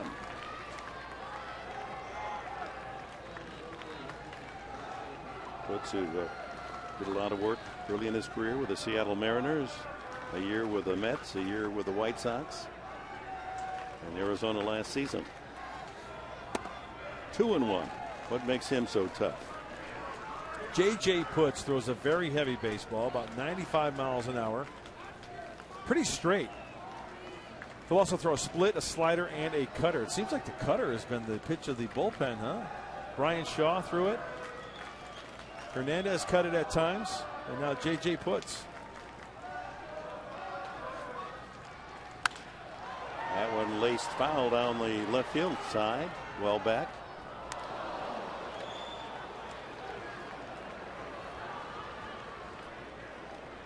If you go through the entire history, the 11th inning has produced 3 runs 10 different times as we try to massage some optimism here in the 11th.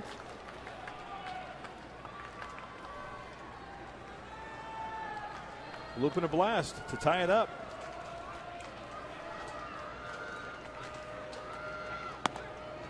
And the count goes full to Alonso. Split finger that is upstairs from Putz.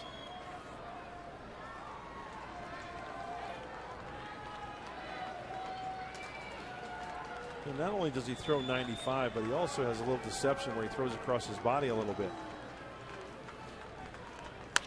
Ground ball up the middle, a base hit for Alonso.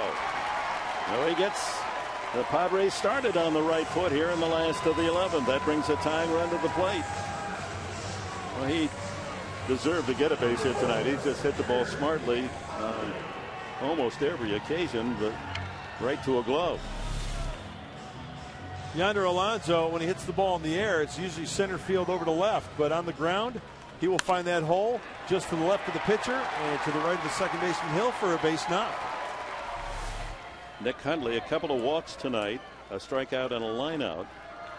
Still, after that first base hit of the season, 0 for 12.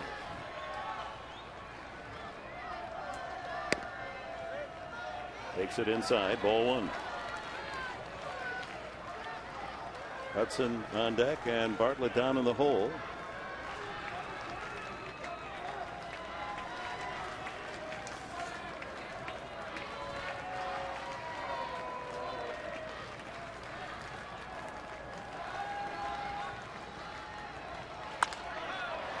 Off the head of the bat to right field, and Upton gets a chance immediately. An easy one for the first out. Well, it's his left thumb, so his glove hand thumb that's bothering Upton. So he can go get him in right field. So Kirk Gibson's thinking, you know what, with the way this game's going, he can run him down, maybe take away an extra base hit. That's why he's out there. We're not planning on him swinging a bat tonight. Orlando Hudson batting left-handed, tripled in left center field back in the 7th inning and scored on Bartlett's single to tie the game at 2. 1 for 4 tonight.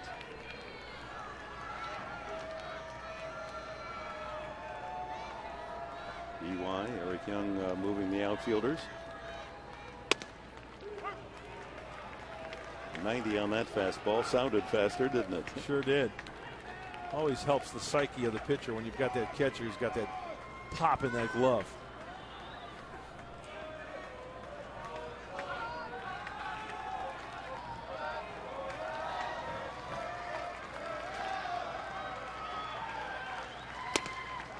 Strike 2. Padres have 3 position players left available to pinch it should Bud Black get to that situation. You see how Montero stuck that glove right there? He wanted it outside, but it was in, so he had to reach across, and that's tough for a catcher to really plant that glove and leave it there to keep it in the strike zone. He did a nice job on that last pitch. Struck him out. High fastball, and the Padres are down to their final out. And Bartlett steps up. Got Kyle Blanks, Andy Perino, and John Baker still on the bench. Bartlett with a single and a walk tonight drove in the tying run. His first RBI of the season back in the 7th. Pitcher spot due next, and catcher John Baker is out of the dugout into the on deck circle should Bartlett keep it alive. Ground ball deep to short. Bloomquist goes the short way, and the ball game is over. just in time to get the sliding Alonso. And once again, extra innings. Padres succumb. A home run ball. Chris Young. And Arizona, for the first time in its history, has won the first 4 games of the season. 4-2 in 11 innings. And Padres Live brought to you by Cox. Right around the corner, Mike Pomerantz tells us what's in store. Dick, thanks very much. Tough one for the Pods tonight. As you mentioned, they're 4-2 in 11. We're going to take a look at Edinson Volquez. Had the curveball tonight. You'd expected the changeup, but it was the curveball. We'll break it down. You heard from Buddy Black. And we're going to preview the game tomorrow as well. That's a post-game show coming up.